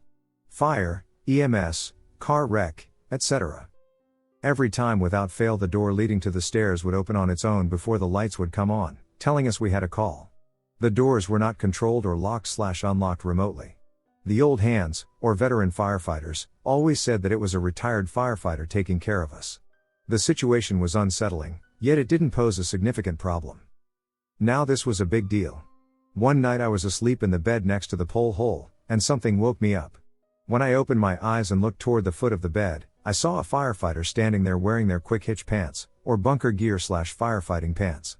This is what all firefighters put beside their bed at night and would jump into in the event you got a call in the middle of the night, which you always did. At first I thought it was my captain, but as I moved my eyes up toward where their chest should have been, the image faded away to nothing. The pants were still there for a split second, but above them, nothing. They then disappeared.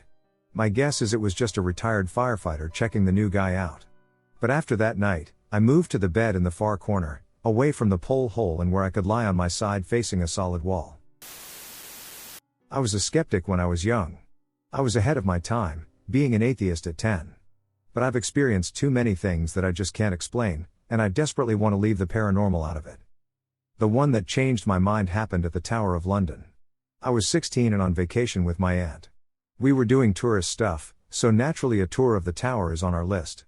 If you've never been, it's one of those places that's had many uses through the years, been built onto, and been reconfigured. As we're walking into the oldest part of the grounds, I feel like someone has jumped inside my skin. I can hear them, I can hear their inner monologue, muttering about their shitty job and being unappreciated, picking up crap around the place. And even more than that, I can feel my body wanting to change, like my muscles are tensing up, I'm hunching over, and I'm losing my grip on my physicality.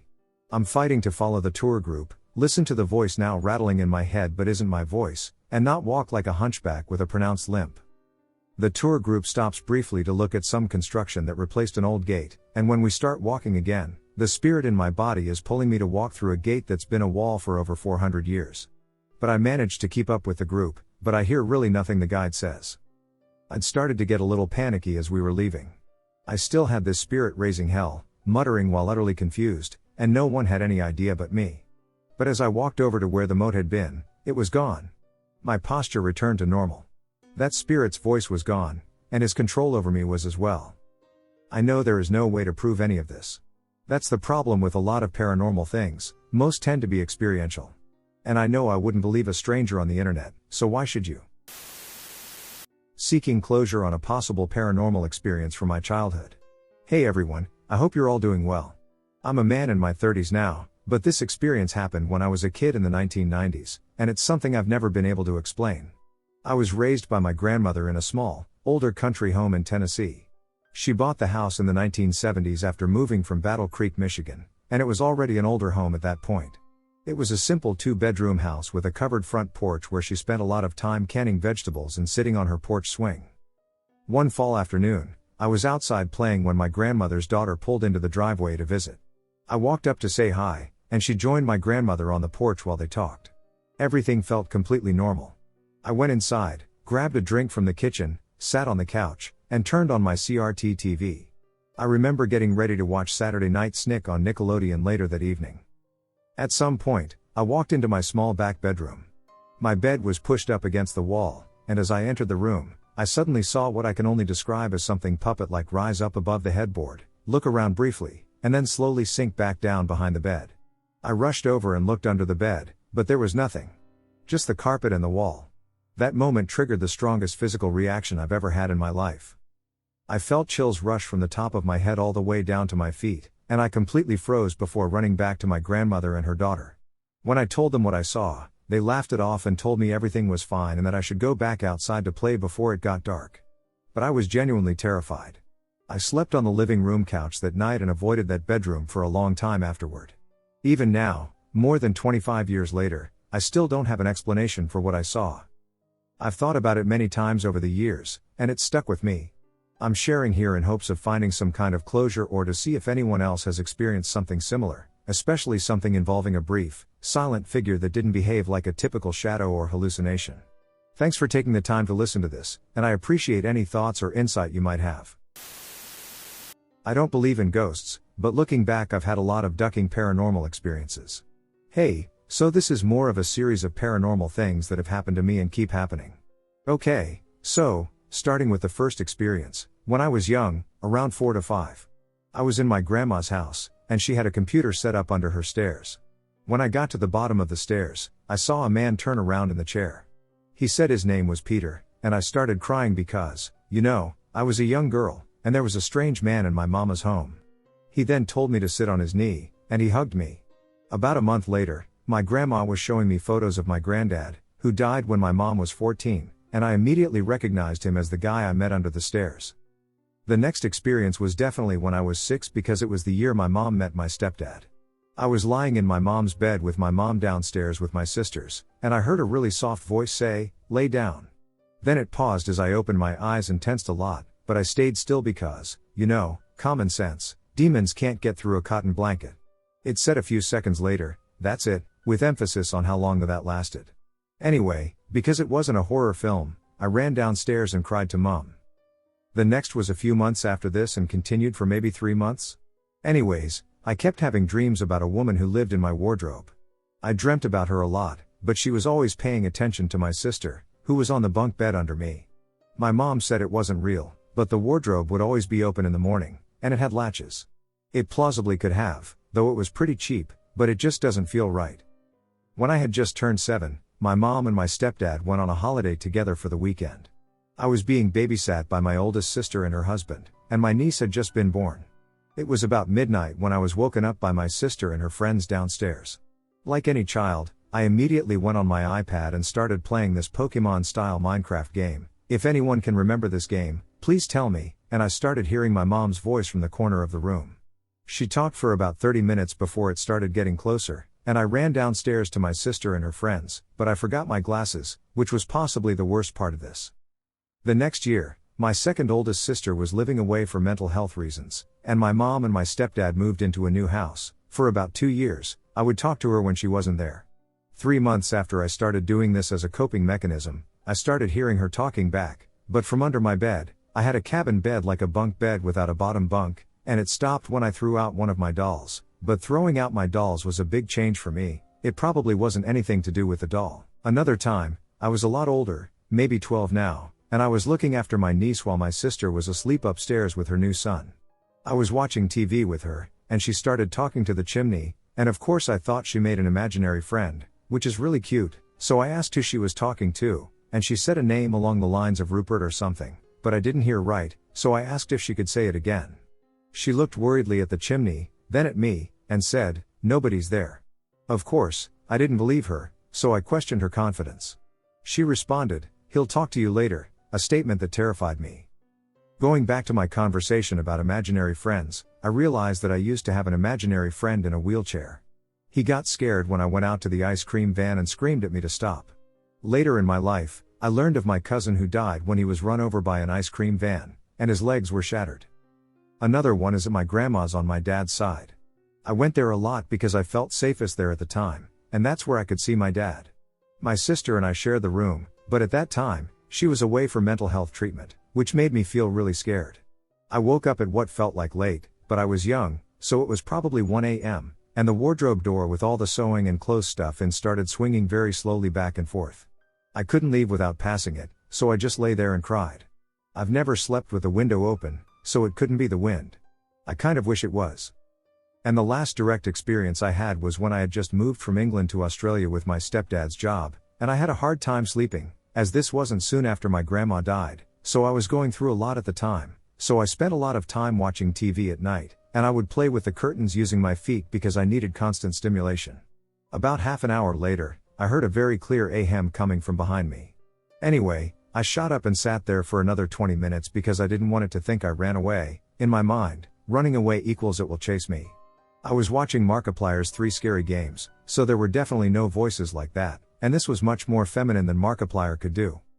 Nevertheless, the remaining occurrences include streetlights extinguishing when I am beneath them, footsteps following me as I walk home at night, awakening consistently at the same time, 2:47, and pocket watches ticking backwards even when I am in close proximity.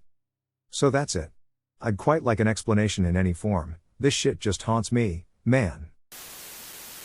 I've seen spirits my whole life, but one experience from my childhood still terrifies me. I'm not here to prove whether the paranormal is real or not, I just want to share a personal experience. I'm Brazilian, 16 years old, and I was raised in an Afro-Brazilian religion where mediumship and spiritual phenomena are part of daily life. I've always been able to see and communicate with spirits. While most of my family incorporates spirits during rituals, my gift has always been more about seeing them and talking to them directly. My mom, Lillian, is the most spiritually developed person I've ever met. She's basically a priestess in our religion, and it's completely normal to hear her speaking out loud with spirits at home. My siblings are all mediums too, but they work through incorporation. I'm the one who can see and communicate more freely. This happened when I was between 10 and 13 years old, so some small details might be a little blurry, but the core of what happened is still very clear in my mind. At the time, because of financial issues, I had to start sharing a room with my older adopted sister and my cousin, who was living with us. I didn't realize it back then, but my cousin was a former drug addict and was going through withdrawal, and from what I later understood, she had started using again. Her energy during that time was extremely negative. One night during the summer, I went to bed at my normal time. At exactly 2:56 a.m. yes, I still remember the time, I suddenly woke up feeling an intense pressure over my body. It wasn't physical. It felt like that instinctive fear you get when you know you're in danger, like your survival is at risk. I looked around the room, and when my eyes reached my cousin's bed, I saw something standing over her. It was too tall to be human, with no visible hair, almost like a stretched shadow shaped by the light. I froze and stared at it for what felt like forever. I stayed like that for about 30 minutes, waiting for it to disappear. It didn't. I realized I wasn't paralyzed, I could move normally, so I thought maybe I was hallucinating. Remembering what my mom always told me, if you pretend you can't see them, they won't know you can, I got up, drank some water, and washed my face 3 times, hoping it would snap me out of it. When I came back to the room, the figure was no longer over my cousin, it was now standing above my adopted sister, just watching her sleep. The contrast was horrifying. She looked peaceful and innocent, and that thing was just there, looming over her. I went back to my bed and eventually passed out from exhaustion after hours of watching it from the corner of my eye. When I woke up again, it was standing over me, staring directly at my face. I wanted to scream, but I knew I couldn't show fear. So I closed my eyes and just cried silently. I was only a kid. The next morning, everything was normal. I never saw that entity again, but I'll never forget it. Out of all the spirits I've encountered in my life, that was the only one that made me feel truly unsafe. And to this day, whenever I see something that doesn't feel friendly, I remember my mom's advice, and I pretend I don't see it. This story is 100% real. I think I just had my first paranormal encounter in 10 years. At midnight, around 12:20-ish, I was lying in bed alone, scrolling through my phone because I can never sleep until 1 or 2 in the morning, when I felt and saw the bed dip. And then the bed shook for a small moment, only lasting for a second. But it felt and looked like someone was literally getting into the bed. It appeared as though someone was standing on the bed or pressing their knee into the mattress to enter. The pressure in the mattress and blanket was there only for a couple seconds when I looked, and then it went away with a small shake of the bed. For a second I thought it was a small earthquake. I was really convinced I was seeing things. I live roughly 90, 100 miles away from a triple junction. I thought it was a big one, but nothing popped up on any website after 20 minutes of refreshing and looking around. But I thought I would share my experience. I was definitely not expecting it. The house I live in was built in the 60s, but I don't think anyone has died here. I was up until 5 in the morning because I couldn't sleep after that. I was too freaked out. I've had worse paranormal experiences, but it just triggered me for a moment. I have a cat, and he was resting atop my head on the pillow, his preferred spot, yet he appeared unconcerned. He was snoring away, while I was internally freaking out. So I grew up next door to a nice Polish couple, Ted and Josie. For 19 years our family loved them, and we considered them like our grandparents. One day Ted passed away, and then Josie happened to pass 6 months after him. About 4 days passed by, it was Friday night, and I'm sleeping in my bedroom with my back toward the door, and I suddenly wake up. I looked at my alarm clock, and it was exactly 1 a.m. As I tried to go back to sleep, I heard the wooden floor from my room creak. I then felt the bed sink in a bit as if someone had sat on it behind me. I thought it might be one of my sisters coming to bug me about her night out, and I wasn't in the mood to entertain any gossip, so I pretended to be asleep. A few seconds go by, and she gets up and leaves. The next day I had forgotten all about it, and I didn't even mention it to my sisters if any one of them had come to my room. Well, that night the exact same thing occurred. I fell asleep at around 10:30 p, and by 1:00 a I was awake again for no apparent reason. Again I felt someone walk in and sit on the edge of my bed. Now I'm kind of scared, but I stood motionless, pretending to be asleep again, facing away from the door, and I was not going to turn around unless I was approached or spoken to. Again I felt this person get up from the bed and leave after a few seconds. I thought for sure I'd speak to my mom and siblings about this the next morning and went back to sleep. Now it's Sunday. I remembered, and so I asked my sisters in front of my mom if any of them had walked in my room at night and sat in my bed 2 nights in a row for whatever reason. All 3 of them laughed at me and said no. They accused me of being crazy. But I insisted, and then my mom turned around and said, "What if it's Josie's ghost?" I said, "What? No way." She then tells me that sometimes spirits need a candle lit in their honor so that they can follow the light to their final resting place. She said maybe since her death nobody from her direct family had lit a candle for her during her funeral. I thought it was a weird thing, but I felt honored, if true, that she had come to me since we were a family of 6. I remember thinking, if she comes again tonight, I'll turn around and face her. Why not? Why would I be afraid of her since she was nothing but pure love while she was alive? She clearly must not be visiting me to hurt me or scare me. I got bold and told myself I would and went about my day. I forgot all about it at night and went to sleep early since I had school the next morning. Well, I awoke again that night at exactly 1:00 a. I remembered what my mom had said, and I thought to myself, Josie. So I turned around and faced my door. I didn't have a physical door, I just had a curtain hanging from a rod. Well, I heard a chair outside my room move, and I saw the curtain starting to move like a breeze was swaying it, and I panicked. I freaked out. I turned toward the wall and covered myself with the blanket up over my ear. Here it was the real thing, and I couldn't face her. It was a surreal feeling. The room got very cold this time.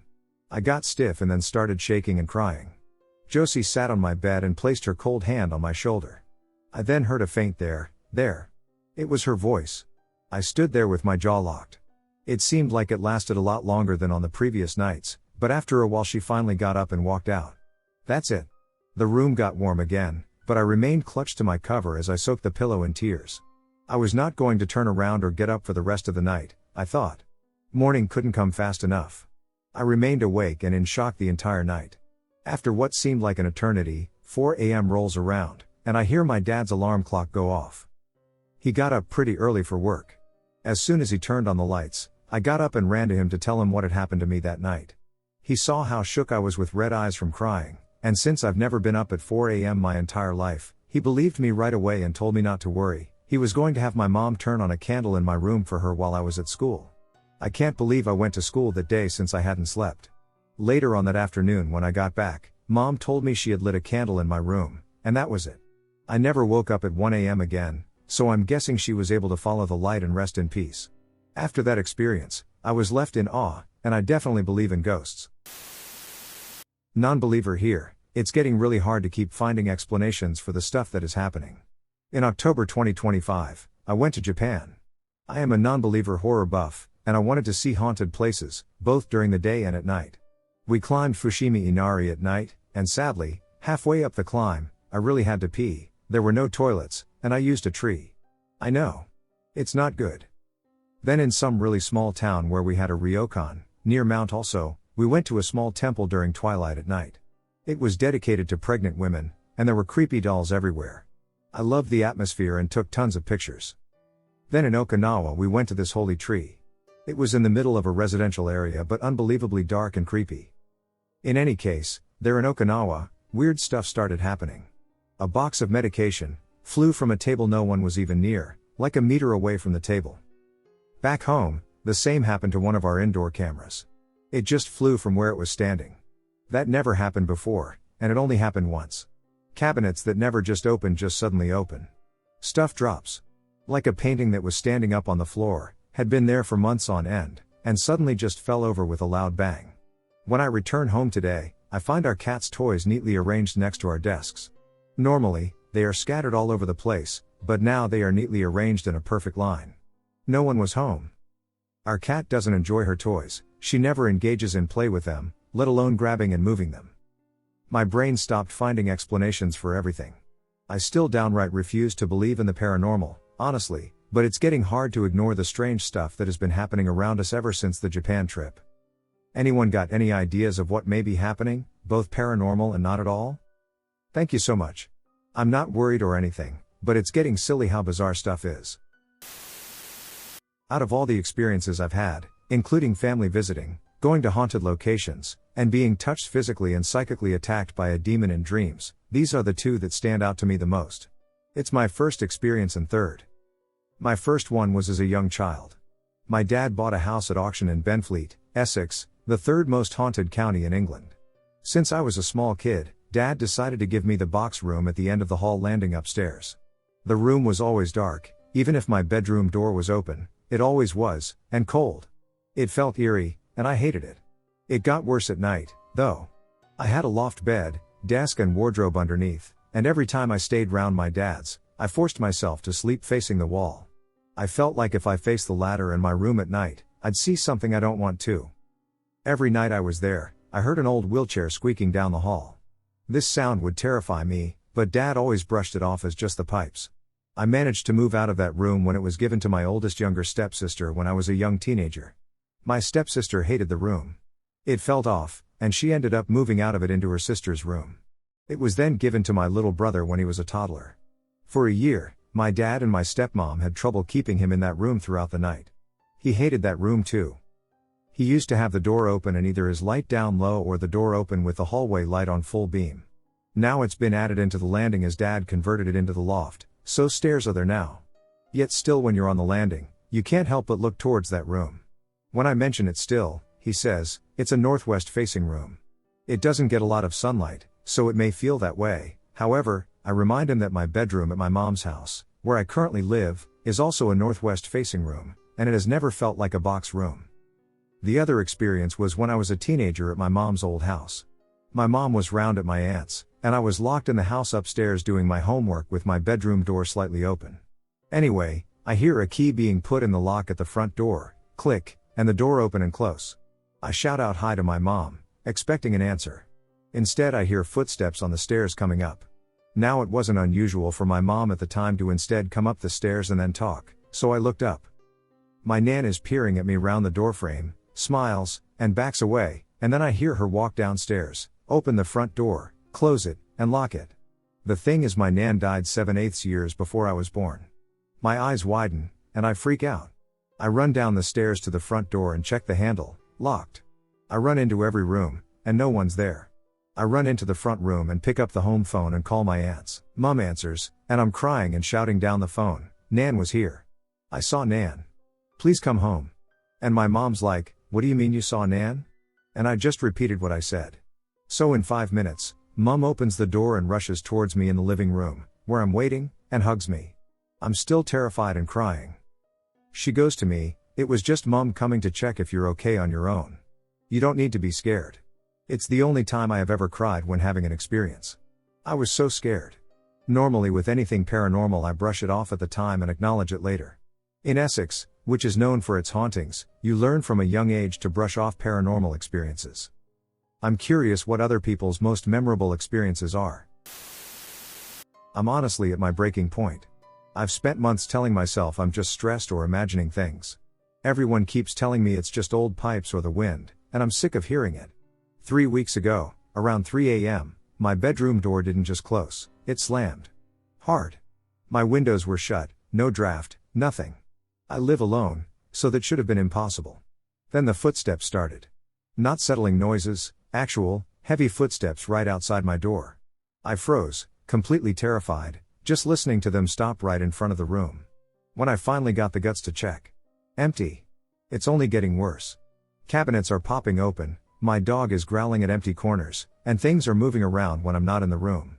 Last night was the final straw, my TV turned on at full volume. The remote wasn't even near me. And please, before anyone says check your carbon monoxide detector or asks if I'm sleepwalking, I've done all that. I've checked the locks, the electric, everything. It's all normal. I just need to know I'm not crazy. Has anyone else had something start small and escalate like this? I keep waking up with this freezing cold feeling like someone is standing right over me, and I'm terrified to go to sleep. Tell me I'm not the only one dealing with this. The time I proved to myself ghosts are real. It was the spring of 2008. I just started a job at a fancy resort in upstate New York. I was assigned to work in the kitchen of the golf course restaurant, which was a few miles from the main hotel and resort. The restaurant was a small cottage that had a restaurant and a small locker room for golfers of both genders to use. The first encounter that made me think something was up with this old cottage was in late April. The golf course was not yet open, as some snow still lay on the links. Only my boss, the head chef, and I were on the property prepping for a private party that was being hosted at the golf club. The kitchen was small and consisted of a small line with stoves, ovens, broilers, and a ticket window. This then led to a small dishwashing area that finally led to a small prep area that sported a screen door to the outside.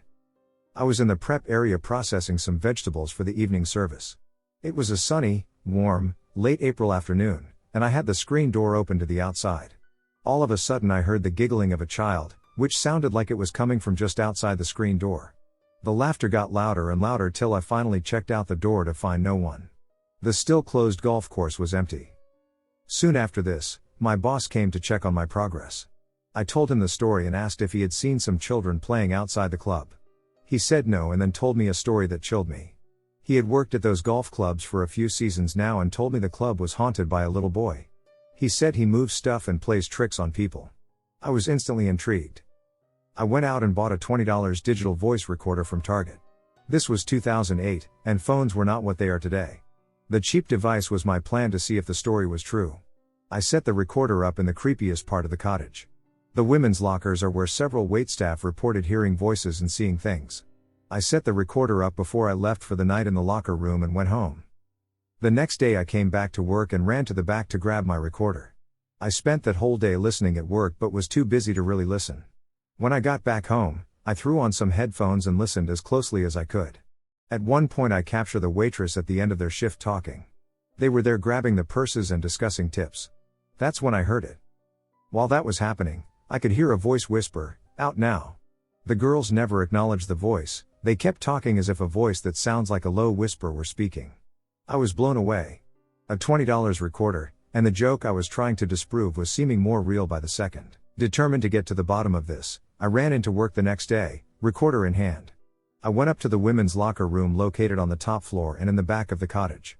I was alone at 6:30 a.m., the first to arrive. I took out my $20 recorder from Target, and I started to ask questions. What is your name? Why are you here? Pausing for a minute or two between questions. Silence, I hear nothing. After 10 questions or so, I take my recorder out to my car to hook up to my larger car speakers. This is when I knew once and for all ghosts are very real. So real I well up with tears just writing this for you all. After I ask, what is your name?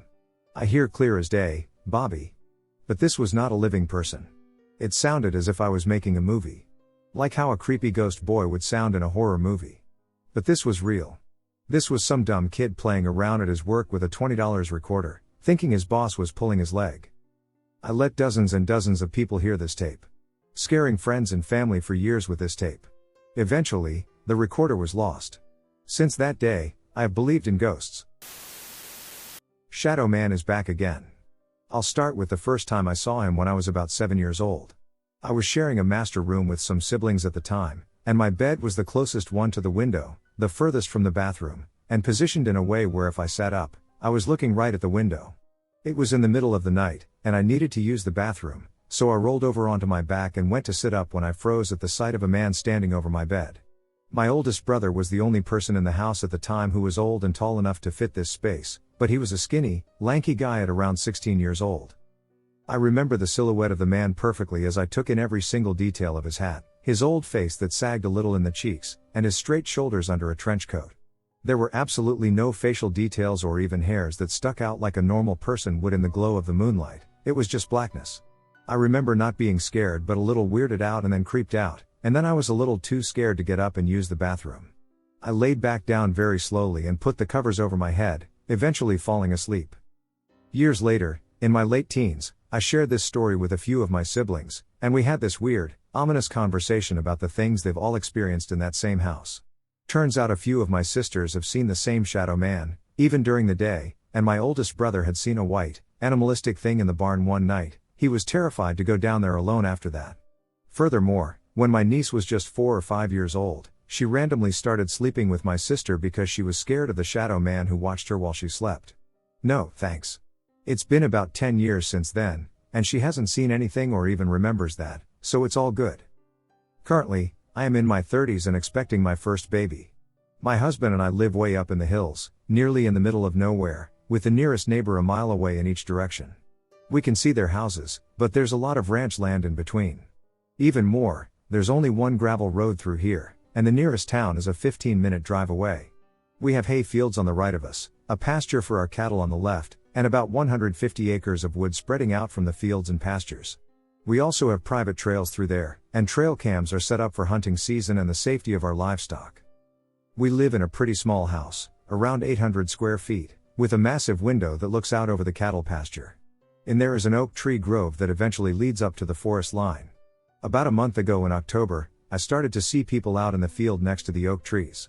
At first I thought they were just cows. We have some yearlings that are small, and then I figured they were the neighbors coming in to hunt, as we allow deer and elk hunting on our property. But when it was happening more often and on different trees, I got curious enough to look through binoculars, which amounted to absolutely nothing. So I just forgot about it. A couple weeks went by, and we're in November now, and I started to see them again. This time a little closer. Finally, it happened one evening when my husband was home, and I asked him to come to the giant window and look at it. I don't know if it's to my relief or my horror that he confirmed he saw it too. His response, though, was to go confront the trespasser as they were literally just looking into our window at us. But before he could go out there, it was gone. The most recent incident occurred when I arrived home later in the evening, and it was already completely dark. I had some groceries to bring in, so I opened up the car and was taking my little trips back and forth, not caring about anything. I had the dog outside with me, and since the day I got pregnant, she has been very protective of me. She follows me around constantly, and when a car came down the road, I looked around to ensure she wasn't near the road. I can't tell you the curses that came out of me when I looked up to see the shadow of a man standing in the field just 50 or 60 feet away from me. It wasn't near a tree or even a post. The cows were inside for dinner, and I can't explain it away in my head any other way. It was a man, I am sure of it. What made it even worse was that the car's headlights hit him straight on, so I should have at least seen his face. But it was just all black, pitch black. Like the light was coming from behind him. My husband immediately ran out with a flashlight to check, but once again, the bastard was gone. I feel like I'm losing my mind, but then again, my husband swears he saw it too that one day. I don't know what to do. From the apparent haunting of my family when we were children to the recent tragic death of the house's previous owner, who caught fire, fell, and hit his head on the fireplace, I'm unsure of how to proceed. What's more is our dog doesn't seem to care about it. I mean, she is always near me, no matter what, and she becomes defensive even when our cows get too close, so I feel like her behavior has been pretty normal. My very first paranormal experience was when I was helping my dad at work as a kid, maybe 9 or 10 at the time, on the weekends. We are in the trades in Westchester, New York, and some of the houses we work in have been around since the late 1600s. We were working in this old, retrofitted farmhouse one summer running ducks under the floor in a crawl space. The house was empty, the owner lived there with his wife. Both were at work and had left hours ago. The whole time we were there we kept hearing things moving around, squeaking, etc. Nothing too out of the blue for an ancient old empty house, so we just turned up the tunes and kept going. We had just cut a vent hole in the floor into the kitchen and were getting things ready to put together when we heard someone running full speed through the kitchen with heavy footsteps. You could see the dust falling where the steps landed in the crawl space, and they stopped right at the hole we just cut open. Mind you, this allowed us to see right into the kitchen, and the sound and weight of whatever was sprinting through the room would have been visible. There was nothing, not even a shadow. I'm not kidding when I say that these footsteps halted precisely at the opening we were both peering through, and there was nothing visible. As we're looking, we just start hearing slamming in the kitchen, like every cabinet was just opening and closing. We flew out of that crawl space so fast and into the truck. After we finally mustered the courage to return and collect our belongings, we discovered that we were completely locked out of the house. Had to call the homeowner to come home and let us in. They were so mad because they left the garage and front and back doors open for us to do our work. All were locked and bolted, but the owner didn't want to hear it.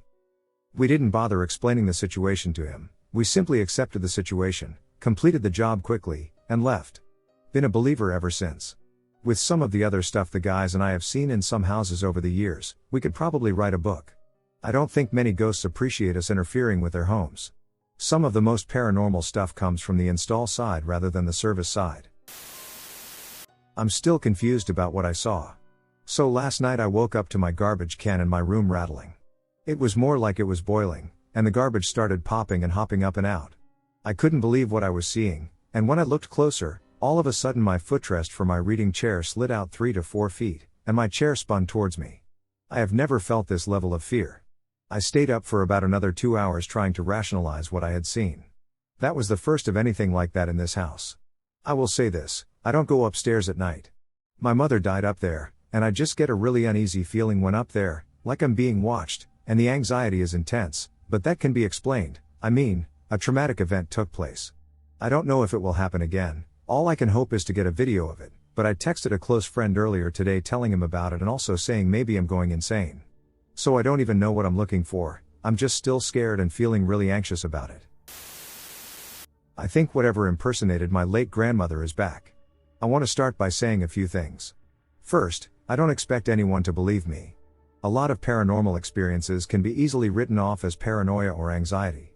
I would probably write it off as that, too, if I hadn't had similar experiences throughout my entire childhood. Secondly, I apologize if this feels scattered, I'm genuinely just trying to make sense of things. About 5 or 6 years ago, when I was 15, my paternal grandmother passed away in December. A few days before her death, she told me that I was the last person to speak to her and hold her hand. At the time, it was distressing to know I was the one there for her, considering her sons, my father and uncle, were supposed to be the ones taking care of her. I attended her funeral and stood by her casket to say goodbye. What doesn't make sense to me is what started happening about a year later. My mother, my brother, and I bought a house in the middle of nowhere in Ohio. I wasn't fond of it from the start, it felt uncomfortably similar to the house I grew up in, the one where I had several paranormal experiences as a child. It started subtly, the faint feeling of being watched from the closet, my animals refusing to enter my room after dusk, and nights spent wide awake for no reason. Sometimes, when I was alone at home, I would wake up suddenly and hear my name being called. I chalked it up to stress. My family was demanding that I start college, and I figured it was just anxiety manifesting. It certainly didn't help that I spent my free time reading and watching horror. But then it progressed.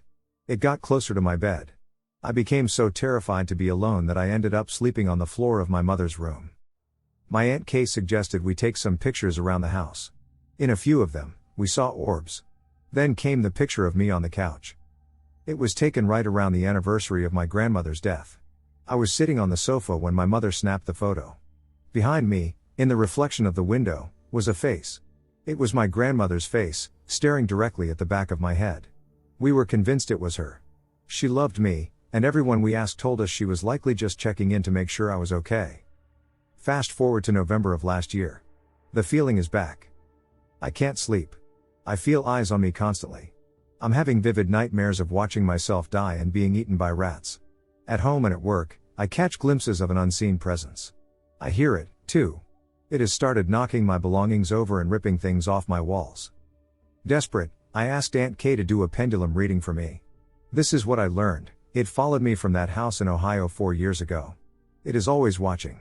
It knocks things over to get my attention. It is not friendly. Most importantly, it is not my grandmother. It wants me to know it's here. It follows me everywhere, and I am ducking scared. Kay gave me a protection stone and told me to pray. I'm not exactly religious, but I tried. I put the stone above my head while I slept, but I felt a crushing weight on my chest and became physically ill immediately after. The last major event happened at work. I saw it in the stockroom, just watching me from the corner, as if it wanted me to see it. I can't tell anymore if I'm paranoid or if this is just anxiety. I just needed to get this off my chest while I wait for it to do something else. Paranormal story that I have no answers to. This story happened to me when I was around 8 to 9 years old. It is a bit long, but I'll try to make it as accurate and to the point as possible. I grew up in my grandmother's house. My family lived there for a couple of years before we moved out. It was known that some unexplained events happened at the house, according to my dad, but I did not think about that since none of it happened to me. Until this night. I had the room that I shared with my older brother all to myself this night. He happened to go out with his friends, I believe, and was not going to spend the night. I thought nothing of this, just of the fact that I was finally going to have the room to myself. Anyway, night comes around, and it's time for me to go to sleep. My parents' room is on the other side of the bedroom door, so it gave me a sense of relief that I was not completely alone at the house. I turned off the lights, and the room became pitch dark. No moonlight or any type of light from the outside whatsoever came into the room that night. I drifted off to sleep, and for some reason I woke up a few hours later. I tried to sit up, but while trying to sit up, I hit my forehead with what felt like a pole.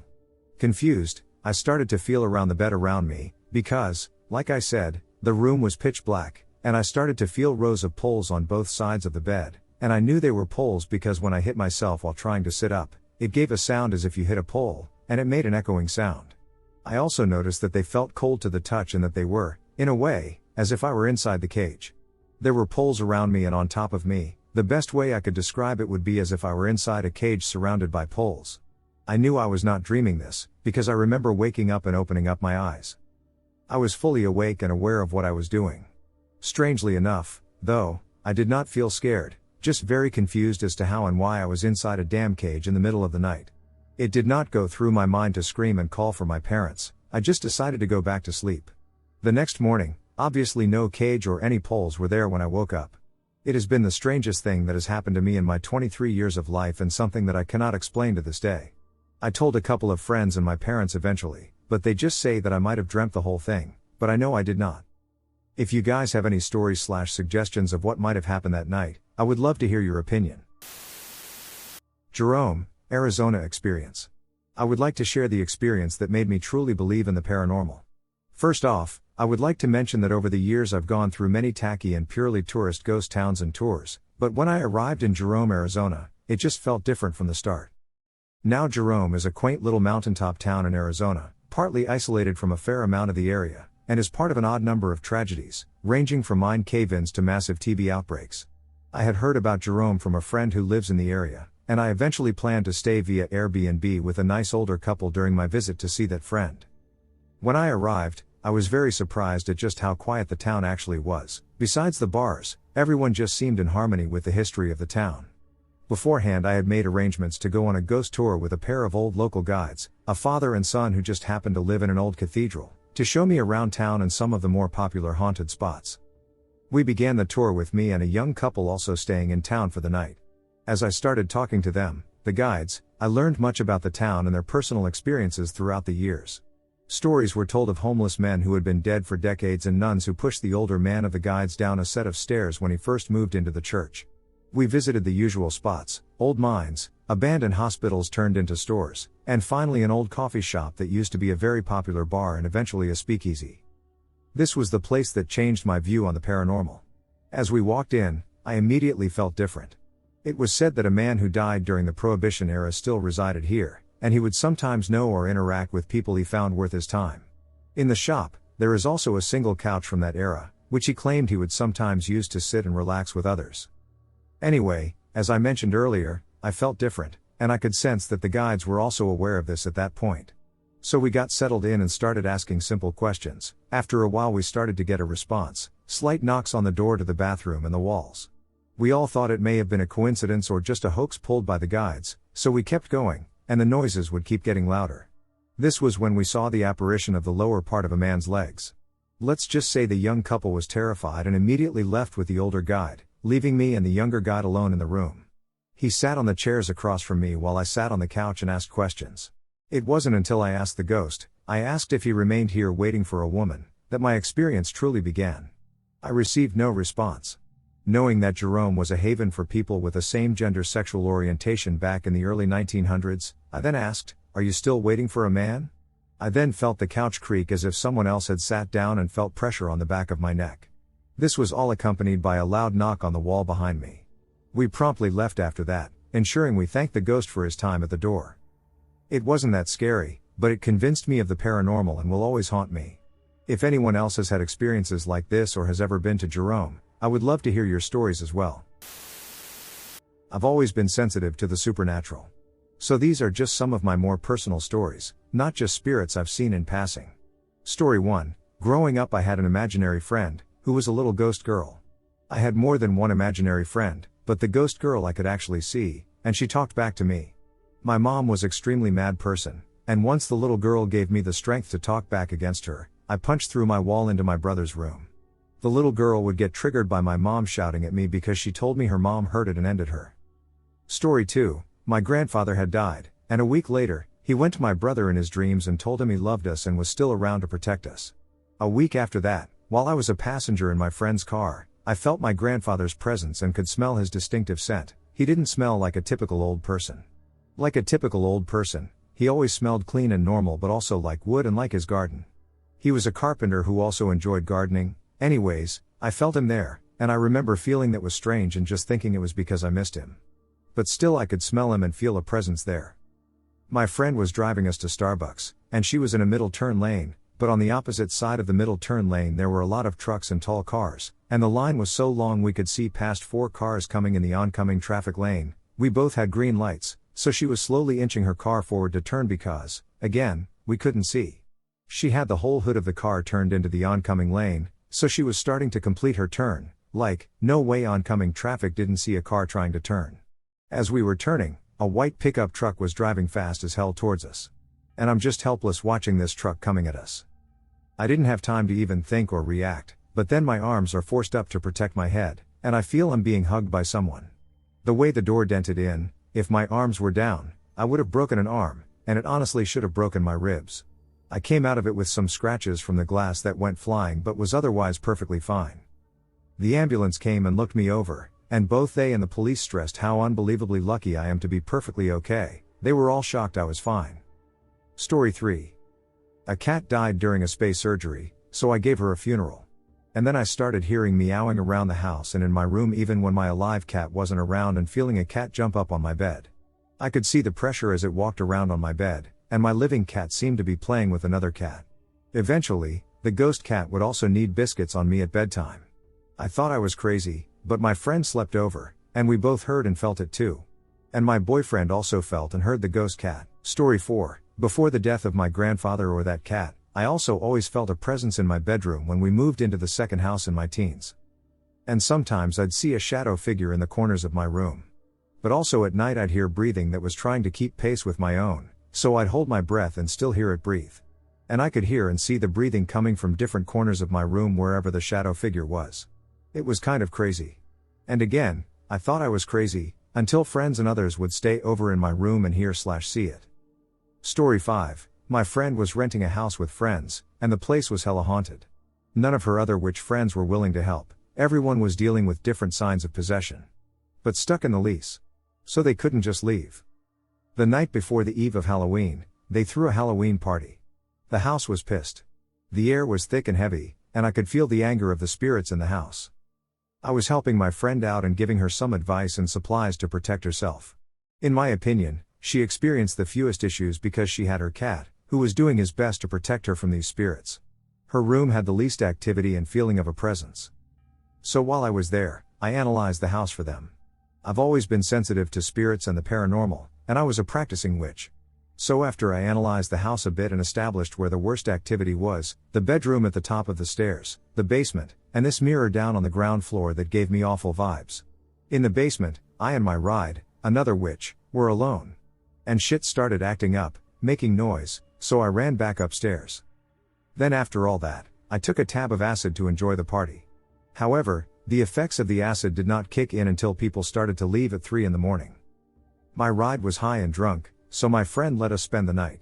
She slept in, like, a den area, but like I said, I was finally starting to trip, so my friend gave me some art supplies and let me chill in the living room. As everyone went to sleep, the air got less thick/heavy and angry. Then I could hear them going up and down the stairs, scratching the walls, making all sorts of noise, and staring at me. I could feel these spirits looking at me, and they were pissed because I was willing to help my friend against them, and they knew it. So as the night went on, they got ballsy and started trying to whisper near me and touch me and shit. I had scratches on my back from them. But then I had enough, so I said really loud that I gave Alex the tools to protect herself from you but told her I wasn't going to handle the house. But if you duckers keep ducking with me, I will bind every one of you and bury you in the middle of nowhere. The room I was in no longer made noise, and they backed off but still watched me and made noise in the rest of the house. The next morning I talked to my friend Alex and her roommates about everything and heard their stories and experiences. I gave them all advice, and then my friend and I got ready to leave. We tried to cleanse ourselves before leaving. But one followed me home. Like I said in the other stories, I had a ghost cat and a shadow figure in my house. I know my personal ghosts. This ducker started making noise in the house right away, and I felt them around the house, so I said, I told you and the others not to duck with me, or I'd bury you in the middle of nowhere. So I did a cord cutting for me and the house, and I bound it, then put it in a box, drove to the middle of nowhere, and buried the ducker. I told my friend one followed me home, but I handled it. She was apologetic for sending me home with one, but I told her it was fine. They have one less ducker in their house to deal with. I, 43 male, always thought ghosts and the paranormal were nonsense. This takes place in 2011 when I was married to my ex-wife. She had always told me she had seen ghosts when she was younger. She had very detailed stories. As much as I can't stand her now, she believed her stories. I believe she did see things, figures, and apparitions. She believed some people were closer to the other side, and those people had paranormal things happen around them. We were in our bedroom one spring night, and I told her I wanted to believe, but I needed to see something to be able to truly believe it. Instantly, in the hallway, the nightlight flickered, as if something went past the sensor. The temperature in our bedroom dropped 6 degrees over 2 minutes. A very steady drop in temperature. I am a weather enthusiast and have always kept an indoor/outdoor thermometer in my bedroom, because I'm a dork. When we felt the cold, I looked over and watched as the temp dropped from 72 down to 66 degrees in 2 minutes. The air conditioner was not on, it was spring, not hot or cold outside. There was zero explanation for either of these two things happening. My entire time in that home I never saw the nightlight flicker on its own or experienced a temperature drop that fast in 2 minutes, even with the AC on. However, when in the shower, sometimes I felt like I was being watched. The ex-wife wanted to try to talk to the entity and contact it. I told her hell no, I don't want to have shit to do with that. The home was creepy as hell. Marriage fell apart, and I moved out after about a year in that freak show of a house. I had my first unexplainable paranormal experience 3 months ago, and I wonder if any of you have experienced something similar. In October, my family and I did a 3-hour tour of Missouri State Penitentiary. For those who don't know, it's a prison that closed in 2004 and is now a history/paranormal tourist attraction. This was my 3rd time participating in a night tour, and despite not experiencing anything during my previous 2 visits, I encountered something that profoundly shook me, a phenomenon that I can only describe as paranormal. In the general population building, there is the main floor and 3 floors above. The middle is open with several cells lining the walls all the way up, just a standard prison setup. Our group was exploring, everyone walking around and going in and out of cells, and I separated from my family to explore cell 11 on the bottom floor because there was no crowd, and it's my lucky number. I didn't realize until entering that a woman in our tour group was already in there, sitting on the large chair straight back against the wall. She was still and quiet and had her ghost device. I'm not sure what it was, but she and her husband were carrying one around the entire time, blinking green, so I assumed she was trying to record something, and I quickly apologized and walked out. I lingered awkwardly to the right of the cell for a few seconds, then started walking back toward the middle of the floor to wait for my family. After giving cell 11 a final glance, I came to a halt when I discovered it empty and the woman was nowhere to be found. I went in, looked all around, and even felt the seat for a sign of warmth, and it was ice cold. At this point, I began to convince myself that it was impossible for anyone to disappear so completely, as this woman seemed to be a master of stealth, and I was in a state of shock. I keep walking toward the middle, and there she comes, down the stairs and headed toward the middle on the opposite side. I panicked and asked her for confirmation that she was just sitting in cell 11 so that I could stop feeling crazy. She appeared to be as panicked as I felt when she told me that she had been on the upper floors for the last 20 minutes. We had a brief, shared moment of terror/confusion and then avoided each other for the rest of the tour, lol. I couldn't stop shaking for an hour and still can't get it out of my mind. I did some Googling as soon as I got in my car to leave and found out about doppelgangers. I think that is what I experienced. It's too dead on. What do you think, and have you experienced anything like that? How did it make you feel? It turned me from a skeptic to a believer. Quick, I can tell you that. This is why even though I'm not a believer, I don't deny any paranormal activity. I believe this incident occurred approximately 4 or 5 years ago, when I was around 16 or 17 years old. I have always been a skeptical person, and I usually try to prove things by the scientific method. For example, when I was very little, we had a cat, and I pushed her one day from a very high distance to see if it was true that cats always land on their feet. She landed perfectly. By the way, I'm sorry I did it, though. And I know this has nothing to do with the actual story, but I find it very relevant because it explains my initial behavior and the really weird parts of the story. So now to the actual story. This event happened in Spain, where I live, and I think it was at the end of summer, more or less. I went visiting a friend in the town where we both live, and it was a really good day. Sunny, but surprisingly not hot enough so I could wear large pants, which I love. We were hanging out in her room, as we usually did at that time, talking about various topics. It was the most normal and chill day that we could possibly enjoy. So she and her mom were the only ones living in the house that summer, and while we were talking, her mom told us that she was going to buy the groceries for next week, so she closed everything on the first floor, windows and doors. And now we're alone in the house. We kept talking about our stuff when suddenly it started getting really windy, and the windows on the second floor were all open because it was summer, and we ran to close all the windows so nothing would get thrown and all that. And then just one window is left, and my friend asks me if I can close it for her because it's in the guest's bedroom, and she's afraid to go in because she believes it's haunted. So, I don't believe in this and just went inside and closed it without thinking too much about it, and then we returned to her bedroom. I ask her about why she thinks it's haunted, and she begins to tell me that she and her mother sometimes see a shadow that looks similar to a man's, completely still, facing towards them between the curtains. She also told me that her mother thought it had to be a ghost because when she sleeps, she wakes up and can't move, and then the shadow man would be in her room looking at her from her feet. Nowadays I think about it, and we probably didn't know at the time that her mother was very likely having sleep paralysis episodes. After telling me all this, she starts to get nervous and feel unsafe, so since I just want to hang out with her, I offer to get up and close the door so she feels better. I close the door, knowingly ensuring it would only open with force by placing a weight against it on our side of the floor. Then I look outside through her window, and suddenly there's a ducking storm outside, like in an instant, with bolts and everything, and I get a little worried because that might slow me when I have to walk home later. My friend, who was also weirded out by the sudden change of weather, decides that she wants to keep talking about this ghost in the guest's bedroom. She explains again that she believes it's real but guesses it's something else and calls it a demon, which is why I use this tag. And right this moment, when she uses that word, things start to get serious. Thunder starts to sound very loud outside, which alerts us.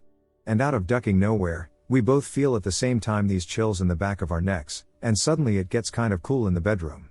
She suggests that we get under her blankets, which we do, and when we start talking about these really weird changes inside the house, the door that I had previously closed opens. It was awful, it slammed against the bedroom wall and was loud. It couldn't open normally because of the weight I set on the floor. At this point, I am in complete shock, and my friend is experiencing a genuine panic attack. She is crying, expressing her overwhelming fear and her desire to avoid death. I inform her that I am going to stand up once more to close the door and also to check outside in case her mother has arrived home and is attempting to deceive us or engage in some form of prank. She grabs my arm in terror, repeatedly saying that she doesn't want to be alone with the demon, and I start to feel nervous due to the situation and her reactions, especially considering that we were just teenagers at the time. I grabbed a large object from her bedroom and approached the door with it for protection. I assured my friend that if anything attempted to catch me or enter the room before I closed the door, I would deal with it fiercely before it could harm her. As a result, she released my arm. I go to the door and proceed to close it, but before doing so, I poke my head outside of it to see what was going on, and although I didn't see a single thing, I felt like I was in danger if I didn't close the door as soon as possible. I finally closed the door and went to my friend to hug her, reassuring her that if anything entered the room, I would fight it off. I tried to talk to her about whatever so she could calm down because really, she was completely sure we were going to die, and after what happened with the door, I became unsure as well. Minutes pass and things get calmer, and we talk normally but are always checking on the door. We finally hear her mom come back to the house, and I go outside the bedroom to meet her. She had finished buying, and suddenly everything was normal. The house is not cool now, and neither is my friend's bedroom. There are no more thunders or storms outside at all, so feeling safer, I go to investigate the house for things that could explain to me what happened. I went down to see if any wind could have opened the door, but as the mother told us, she closed absolutely everything. I entered the guest's room to see if there was anything weird or if something unusual was happening. Nope, found nothing that could explain the situation to me. And I know after all that, this may sound weird, but after inspecting everything I could think of, I am completely terrified. In the end, because of our fear, my friend and I decide it's better that I go home, and I just leave almost immediately. When I arrive at my house, I see the time, and it is still early in the day. I thought I had been at my friend's for hours when really it was just like half an hour. The event happened around 20 minutes, or something like that, after my friend's mom left, and in those 20 minutes, even the weather changed and came back to normal. And that was it. Up to this day I still don't know what happened. Been getting a lot of activity recently out of nowhere, and then last night had a very intense dream/nightmare. I've always been interested in the paranormal and sensitive to it. It probably was made stronger by participating in amateur paranormal investigations as a teenager. In my current home with my fiancée, been here 7 to 8 years, I have had numerous experiences and sightings, most being non-aggressive, but over the last couple of months there's been a lot of activity.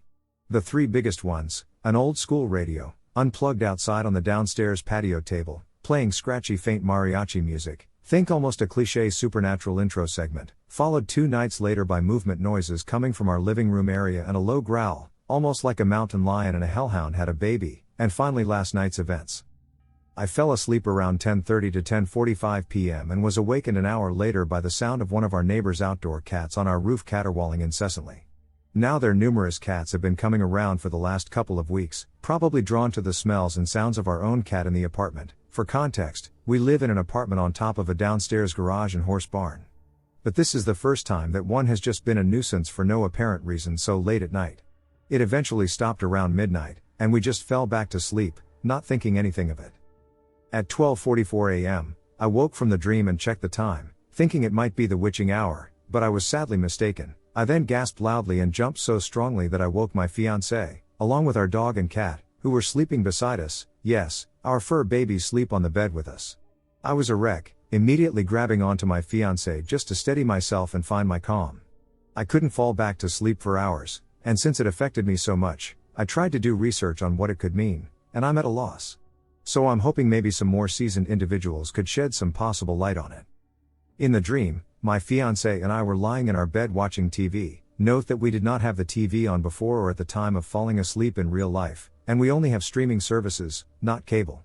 Whatever we were watching was interrupted by an emergency broadcast. This is why I pointed out the streaming services, because you can't get emergency broadcasts through streaming, right? This is where it gets hazy for me.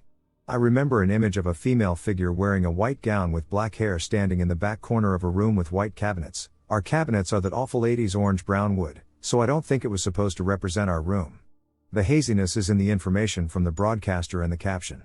I remember seeing la, but then the second word is lost.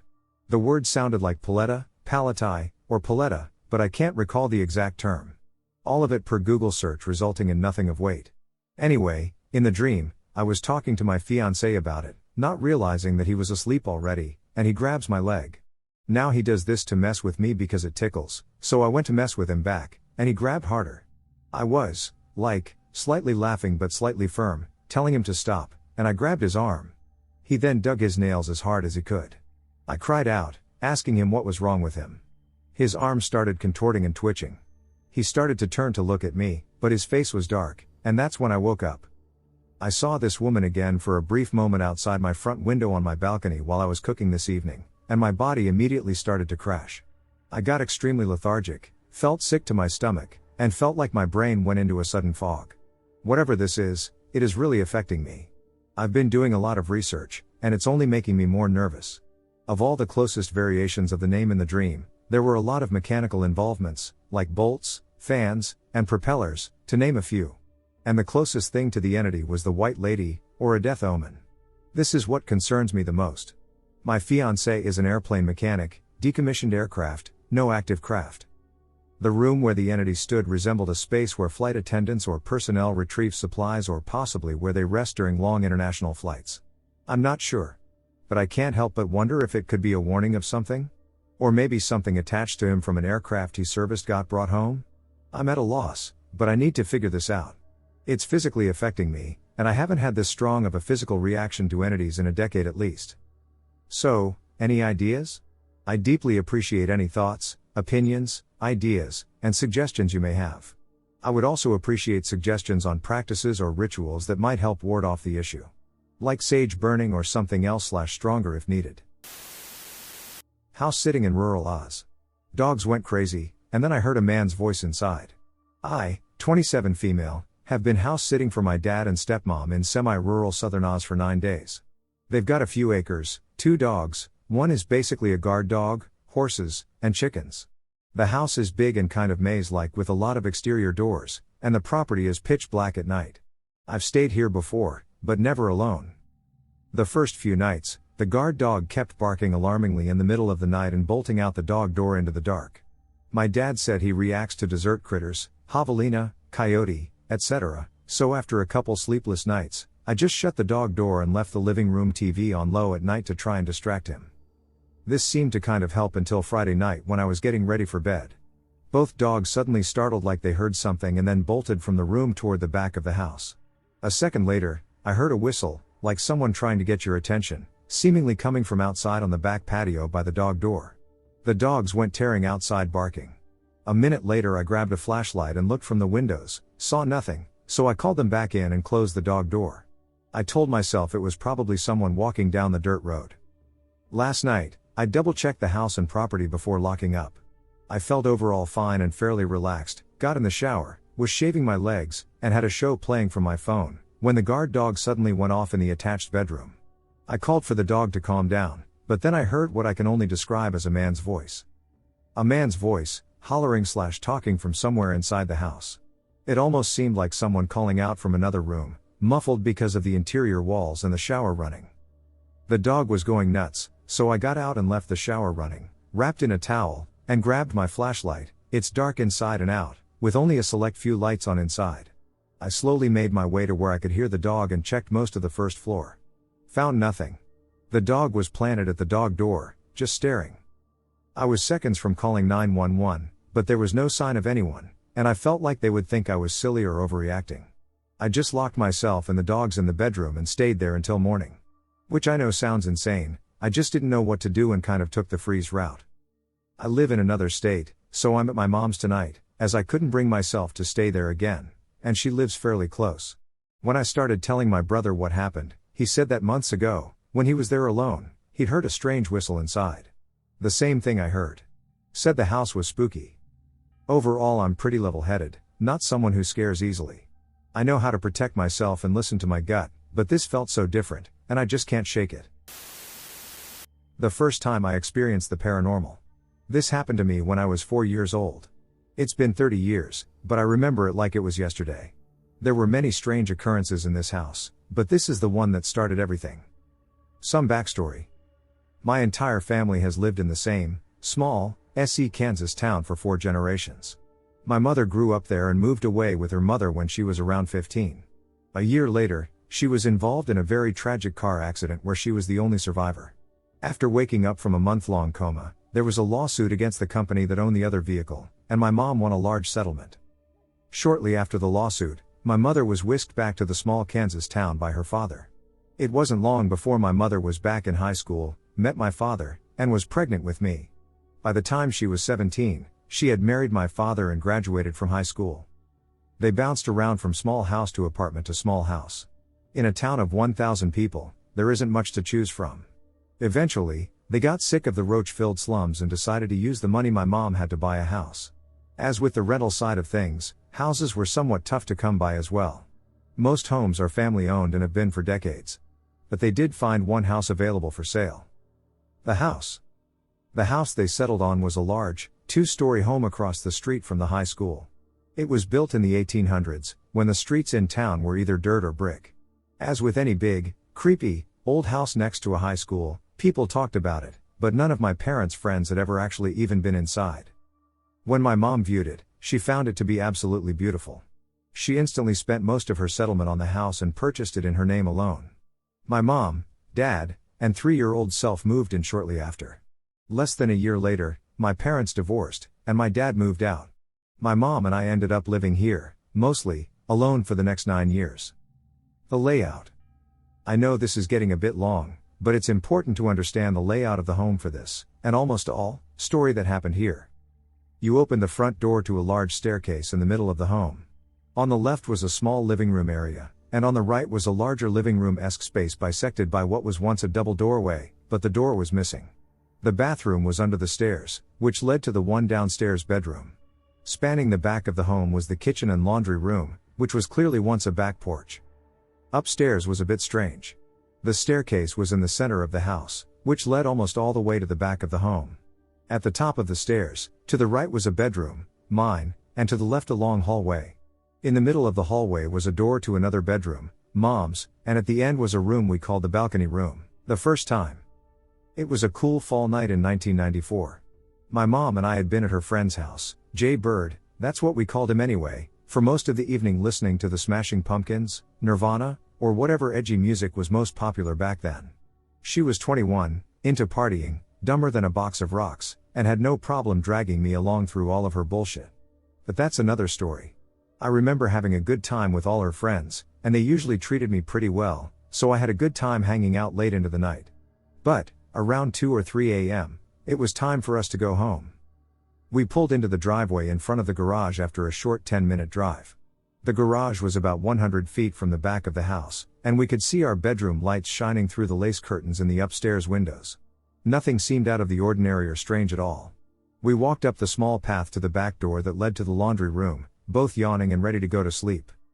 Once we got inside, the light from the large living room shone through the open doorway into the kitchen, lighting our way.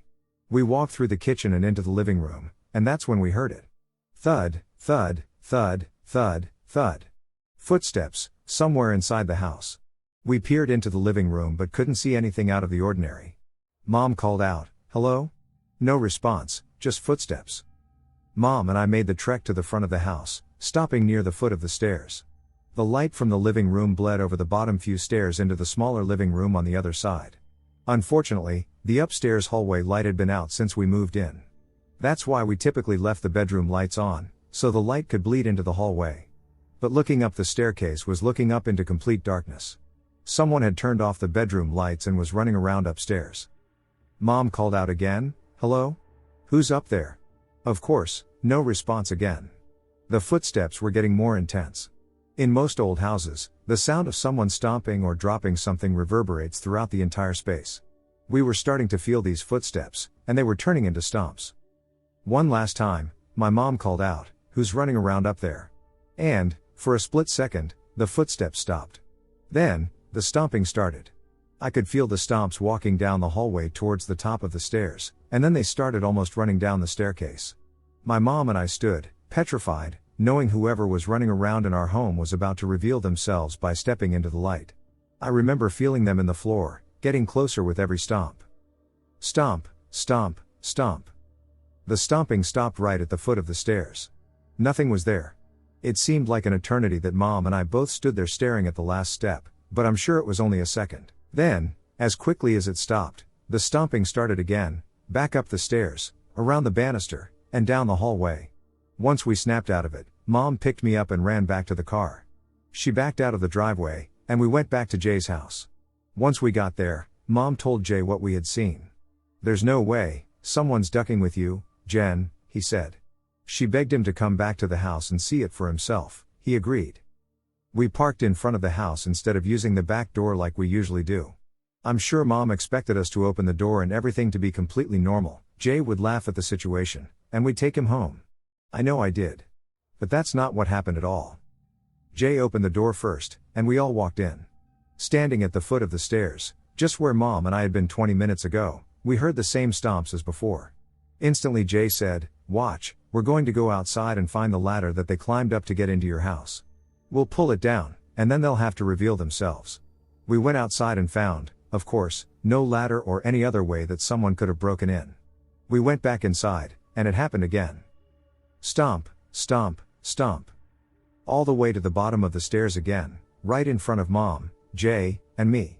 Jay ushered us outside and said, "How about you guys stay at my place tonight?" We spent the night at Jay's house. The next morning, we went back. The sunlight was shining in, illuminating the upstairs hallway. When we made it to the top of the stairs, everything was normal. Nothing was misplaced, no windows were broken or left open, and everything was exactly how we left it. Jay Bird didn't come around Mom much after that. I guess it's hard to blame him. Mom and I spoke about this happening in the days following the event, but shortly after, up until we moved out of that house, she tried to play it off as if it was a joke. She seemed scarred by the event and, in an effort to protect me from the truth, always denied or downplayed any experiences I shared with her in the future. It wasn't until several years after we'd left that house that she finally opened up about her experiences there and admitted that it was haunted. I don't think she ever fully mended her relationship with Jay Bird, and the relationship between her and me would never be the same. This is one of my earliest childhood memories. I was just a little guy back then, and I didn't really understand what had happened to me, I just knew that it wasn't normal. Little did I know, this was the first of many paranormal experiences in this home, and its history had much more to tell us. I'll start by saying that I can see how this story might not sound very scary to the listener. However, keep in mind that while it only happened for about a minute, I literally felt every second tick by in fear. It was late in the afternoon, and my 2 middle school-age kids were playing down the street. All 3 of our dogs were out in the backyard, and I was alone in the house getting ready to start dinner. As I'm standing at the kitchen sink, I hear a rhythmic knocking sound. Our house was built in the 1940s, and most every floor is covered by old, wide plankwood floors. I realize that the sound that I'm hearing isn't coming from outside or in another room, but I'm hearing it above me on the second floor. The sound is rhythmic, and it seems to be something striking the floor because I can tell at that point that it's directly above where I'm standing in the kitchen. In a matter of a few seconds, I quickly took an inventory of where the kids and the dogs were and realized no one was in the house but me. As I was taking that quick inventory, the knocking sound continued. Thump, thump, thump. Whatever was making that sound seemed to be coming from the upstairs hallway. That's when I realized that it really sounded like a very small, but sturdy, bouncing ball. One of those rubbery bouncing balls that comes out of a gumball machine was truly what it sounded like. I didn't think we had one in our house at the time, but they're pretty small, and who knows if we did or if we didn't. What I did know is that the bouncing ball was still on the move. From one side of our long hallway all the way to the other end by the staircase. The rhythmic thumping was not slowing down, as I realized it was going to soon hit the wall and stop. It has too. Going from the hallway to the staircase requires a complete 180 degrees turn, and obviously the ball can't do that on its own. No sooner did those thoughts pop into my head than I started hearing the ball and its rhythmic thumping coming down the staircase. Getting closer and closer. All this time I've been frozen in the kitchen, trying to identify what that sound was and who could be making it. What I realized is the ball is getting closer and closer to where I'm standing in the kitchen. Is the ball moving down the stairs? It is. What's still weirder is that it seems to hit every single step. It's as if it's drawing its traveling out as if to torment me. I figured that has to be the end of the line for the ball. It will come down the stairs and stop once it reaches the foyer. Of course, no sooner did I think that than I peeked into the front foyer and saw a tiny ball coming down the stairs as if powered by a force that I do not see. At this point I'm truly astonished that it even could make its way down the entire hall, make the turn to come down the stairs, and thump on every single step on its way down. What is this, the Energizer Bunny? Isn't the ball going to stop? It doesn't. As it comes to the end of the stairs, the bouncing continues, but the ball once again changes direction completely and goes into a 90 degrees right turn towards the dining room. At this point, the hair on my arms and in the back of my neck is standing up because I don't realize how this ball is acting so unlike any ball I've ever seen before. Am I really hearing and seeing what I think I am? The foyer, the dining room, and the kitchen all kind of converge in a doorway between them. I'm close to the dining room but standing in the kitchen, so I can still see the ball. If I thought listening to the ball move down the stairs and through the house was scary, watching it have a mind of its own was 10 times scarier. I then watched the ball turn when it came to the bottom of the stairs and start bouncing its way into the dining room. My mouth is hanging open. What am I seeing? It is unbelievable to recount but so much creepier to actually watch because the ball bounces into the dining room. Then, that damn ball made yet another complete right turn to come into the kitchen. Yes. The seemingly possessed ball is still bouncing. I'm freaking out, but I'm also stuck to the spot I'm standing in, trying to understand what in the hell I'm actually witnessing. The ball bounces until it's about 1 foot from me, and it stops and slowly rolls to about 1 inch in front of my feet. That is where the ball finally ends its journey. It's like it was looking for me. This house that we lived in for 10 years had many unexplained and creepy things happen. Faucets would turn on, toilet paper rolls would entirely unroll themselves while people were in the shower with locked doors, and many other things. Nothing freaked me out the way the bouncing ball did. A bouncing ball isn't scary until it moves in an intelligent way and seems to find you where you're standing. As if it was coming to find you all along. Maybe I was just young. Upon reading someone else's story on this platform, I felt compelled to share and express my thoughts. Whatever, you can think I'm crazy, and I have tried to rationalize for years, as I'm over 40 now. I was 13 years old, and we rented an old house. From the get-go I would not and did not go into a room off of the kitchen. It was a door and room with wood made of the same wood that was also a trim, door casing and chair rail, in both my little sister's and my bedrooms. I woke many times to sounds. Screams. Woman in distress. Since it wasn't the best neighborhood, I made the assumption that it was unsafe and decided to hide a knife under my mattress for safety. One night I heard a noise like a toaster hitting the floor and my mom calling my name, not in distress, and went to her room only to find that I had woken her up. We were all confused. I would hear my little sister crying and went in her room multiple times and saw her sitting up but not awake and not crying. I also found my name almost completely written in the wood, as if it had been inscribed with black eyeliner, but it only rubbed off slightly in my little sister's room. Our microwave would randomly turn on and display the number 6 repeatedly. I won't write it out, but I think you get the gist. Thankfully, we moved a lot and didn't stay longer than, I want to say, 4 months, but this haunts me to this day. I was young. But I am not crazy. All of these things couldn't have happened and not been something? I wasn't even into anything paranormal. Seeing shadow creatures and light flashes. I have been seeing shadow things and light orbs for years. In one window in my hallway, I would wake up from sleep in the wee hours of the morning and see a small light orb, slightly bigger than a laser cat toy point, flicking erratically to other points in the window, almost dancing in a way. Now, the shadow things are more recent than the orbs. Out of the corner of my eye, I will see tall shadow men peek into my door frame or stand still in my hallway and then slowly fade away after looking at them. I have also seen shadow spiders crawling up my walls or arms. I live in an old house and have always felt uneasy during the night. As I type this, I feel a small sense of dread over this. My most unsettling experiences. What was outside my window? For context, I don't believe in ghosts or demons. Anything to do with a religious apparition, either good or evil, has no credibility to me.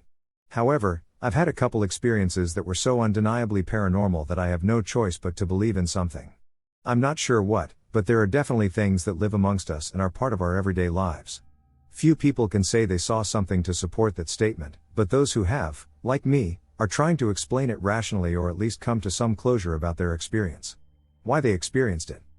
I've always been slightly strange in that, at a really young age, maybe 7 or 8, I could feel my parents' footsteps a couple of seconds before they entered the house. To clarify, I wouldn't physically feel the vibrations or anything, I would just see them walking up the steps in my head, and a couple seconds later it would happen. This is probably an evolutionary measure to prevent predators from sneaking up on us, especially as children. Possibly we have heightened senses to balance how physically vulnerable we are. Anyway, another example of an odd trait was being unbelievably good at just knowing. I knew what number you were thinking of probably 95% of the time. Guessing games were trivial to me, and to clarify, I wasn't even that smart of a kid. I was actually extremely average. There were just random useless talents I had. I would lucid dream and be fully aware I was in a dream, even listing family members to confirm I remembered the real world. I didn't lucid dream often, though, before anyone thinks all of my experiences were imagined or hallucinations due to some sleep condition. This ability to just know things left me as I grew up. My first notable experience was when I was 10 and had just gotten my first phone. This was during winter, so it gets dark very early where I live, I'm talking 5 p.m., and it's basically night already. Anyway, I was home alone as my parents were in the pub meeting some old friends. The layout of my sitting room is important, as I want you all to visualize how terrifying this actually was. My sitting room is long and rectangular, on one end is the kitchen, as we have an open floor plan, and the other end is where we chill out. The other side of the room is actually a bunch of cupboards, really long skinny ones. They're usually all shut, but one is open. The couch is against 4/6 of the cupboards, which only have kitchen supplies or bike parts, and we don't open them often. One cupboard is at a 45-degree angle, which is important because the old part of the house is around the corner from these cupboards. Victorian, for some reason, I am sitting against the armrest of the sofa with my legs stretched out across it, which makes it difficult for me to see into the corridor around the corner, especially since this huge cupboard is open. I'm so infatuated with my phone that I hardly even notice it, but I get this really weird panicked feeling in my stomach, and the room starts to feel like it's closing in on me. It felt like I was in trouble. You know that feeling when you've done something and you're about to get shouted at? Well, that's what I felt. The moment I look up from my phone, the open door swings shut with so much force it literally echoes through the house. I'm not exaggerating when I say it was slammed shut.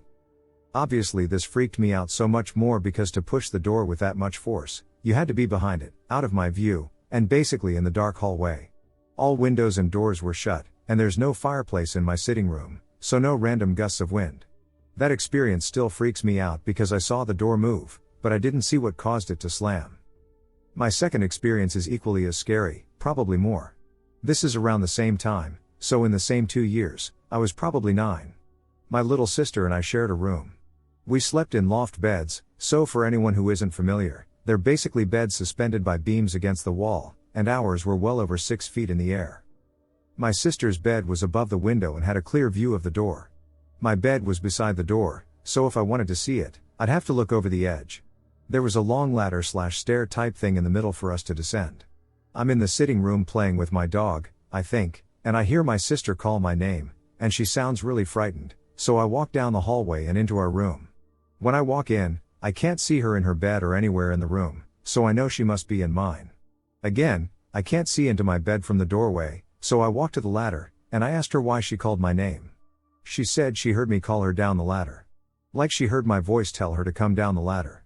Obviously my face gave away my fear because she immediately started freaking out. I knew the only way to get her down the ladder and out of the room was by convincing her I had actually called her down the ladder and pretending it was a prank. Once I convinced her to come down, I closed the door behind us and asked her to repeat what she heard me say. She told me that a couple of seconds before she called my name, I had instructed her to come downstairs. We referred to it as upstairs and downstairs, lol. When I didn't respond to her loudly asking why she called my name, that's when I walked in from the sitting room. She still doesn't believe that wasn't me to this day and thinks it was a joke. I just knew that something was trying to get her to come down that ladder, and I also knew it wouldn't hurt her, it would only scare her. I don't know why, but I'm usually right about these things. Now my final one. I live in Ireland, where we have many mythological creatures similar to those in the rest of the world, but the banshee is one that sets our culture apart from most others. The banshee can manifest in different forms but is mostly depicted as an old, frail woman. I don't want to turn this into one of those long stories that never get to the point, however, I am trying to make sense of my experience from about a year ago. Any ideas about what it might have been would be much appreciated. Last summer my family of 4 and my 2 dogs went on holiday in a county near Galway. I can't remember exactly which one, so we're staying in this house that's beside a bigger house. The bigger house has permanent residents in it who have this huge dog. I might add that these houses are on the edge of a small town and face the woods. The first day goes fine, and we go into the town center. Everything is fine, nothing about the town or house seems abnormal until that night. My sister and I share the sofa bed that directly faces a window, one that has a clear view of the forest and garden. My parents sleep in the only bedroom at the front of the house. I'm on my phone watching videos or something around maybe 12 o'clock. It was dark though. It's too dark to see anything outside the window. When I first heard it, it was far away. I thought it was a weird dog that was injured, sounding like an animal mixed with a human woman moaning. A few minutes later I heard it again, the raspy screaming from somewhere deep in the woods. At this point I'm scared. It definitely was not a dog, and it was definitely coming closer. I woke up my sister, and I whispered, "Can you hear that?" But she was in that sleeping state where she didn't understand what I was saying. Then it came again, this humanoid groan at the back of the garden. I desperately tried to keep myself calm and come up with a rational explanation for the noise. I was in tears when I heard it again because in the 5 minutes I had to work myself up over it, it was outside the window, like, I'd say, 10 feet away from me, and I was separated by glass. This time I heard it up close, and I can't explain the fear and panic I felt when it let out the most heart-stopping shriek I'd only ever heard in horror films. I am certain what I heard was not an animal nor human. Surely the dogs would have been barking out of alarm. My sister has no recollection of the incident, but I know it happened, and that's why I now believe in the paranormal. I don't know if whatever it was had ill intentions or what, but all I know is if I ever hear that again, I'm certain it's an unfriendly or unpeaceful being. A ghost encounter, or so I think. It's late tonight, and no, I'm not insane, and neither is my girlfriend, who is the one who saw the entity. I've never experienced ghosts or seen any at all. I am a very optimistic person, though, and my girlfriend was genuinely terrified, so it made it very believable. She left my house tonight, and I have a somewhat long driveway, and at the end of my driveway there's a gate. Her gate opener was not working, so she had to get out of the car to open up the gate, get back in, and then move the car and then also get back out to close it. When she got back into the car and was looking in the rearview mirror to see that the gate was closed, that's when she saw something or someone slouched over in her trunk with a long neck. She said she screamed, looked away, and looked back, and it was gone. She described the figure as resembling boredom from the inside out, with its long neck and poor posture. She called immediately after seeing it, bawling, crying, and freaking out, and asked if I could come check it out. It might have been a hallucination because she was just sleepy a couple of minutes before, but she was downright terrified, and it actually freaked me out. I felt immediate chills and checked to see if there was anything or anyone in her car, and there was nothing at all. Let me know what y'all think. I think she might be a bit worn out, and her dreams might have leaked into reality, but this was super believable since I'd never seen her this terrified. I live in a pretty remote location, and so I doubt it was a person. I asked her if it was white, but she didn't get a good enough look and said she only saw the posture. Let me know if I should be worried or not. Thank you all. The experience that turned me from skeptic to believer. This might be long, and I may ramble slightly, as this happened a few years back, and I can't remember details. So backstory, I come from a super tiny town with a popular tourist trade in the UK. This all took place at the job I worked at from the age of 14 to 18 as a Saturday and part-time worker to earn some extra cash before moving away. It was a confectionery shop where everything was handmade, and I worked with some really lovely people. It was like a family. I'd been working there for around 2 years, and I'd never felt any signs of a paranormal presence or ghost. Everything was totally normal. It was an old building that dated back at least 100 years, and it had started to have some leaks and problems with the exterior and foundations. My boss explained that there was a section on the back wall of the kitchen where an old entrance had been filled in during a renovation years ago, and a new door was installed at the front of the store. The old door had eroded and the stone crumbled, so my boss had to get it reconstructed and filled in properly to stop leaks from the outside. So over the next few weeks, the kitchen's work was moved to a temporary building, and we worked there while the builders filled in and fixed the wall and old doorway. Once it was done, we moved back to working there, and this is when things began to happen. I can't remember the order of these experiences, and some were shared with coworkers, as only one of us was in the store at a time during slow days and lunch breaks. The shop has motion sensor security cameras, and we could watch the footage live on the office computer in the back of the store. The store's layout included a main entrance that led into the shop, with 3 stairs that ascended to the kitchen, allowing us to see both the customers and the shop while we worked. That day, while I was working with my friend, we heard something fall off the shelf, so I went to check and saw that it was a box of chocolates, which I then placed back on the shelf. This incident occurred several more times, and my colleague and I began joking about the possibility of a ghost in the shop. Well, we went and looked at the cameras, and the motion sensors never picked up a single thing about anything falling off the shelves, which was super strange. That same day my colleague had to leave early for a doctor's appointment, and I was left to finish up. Right after she left I was in the office, and I heard a loud crash, so I went through to the kitchen and saw that a bowl with hardened chocolate had fallen off of the shelf and onto the floor, with the chocolate going everywhere. As I was cleaning this off, a book then flew off one of the shelves. It didn't just fall as I went to pick that up. It had landed far away from the shelf, as if it had been thrown. This freaked me out, and I remember messaging my colleague about it, and she was joking with me, saying that I must be having fun with the ghost. Fast forward to when that same colleague was working on her own. There was nobody in the store, and there were no doors or windows open, and we also don't have any fans or things that blow air around. She was all the way in the office eating some food on her break, keeping an eye on the security cameras in case she had to go and serve a customer if they came in. As she was watching, she saw a bottle that was sitting on the counter down in the shop wiggle from side to side as if it had been knocked slightly.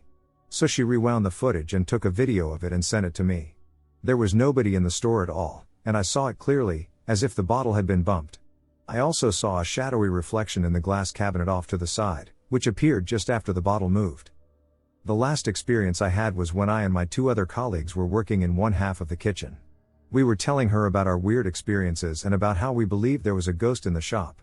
It's important to note that there is a wall that sections off a smaller part of the kitchen where there is a hand sink with a motion-censored tap. As we were speaking, the hand sink turned on, and we all froze. We couldn't have set it off since it was behind the wall we were on the other side of. Let's just say this made our other colleague believe there was a ghost as well.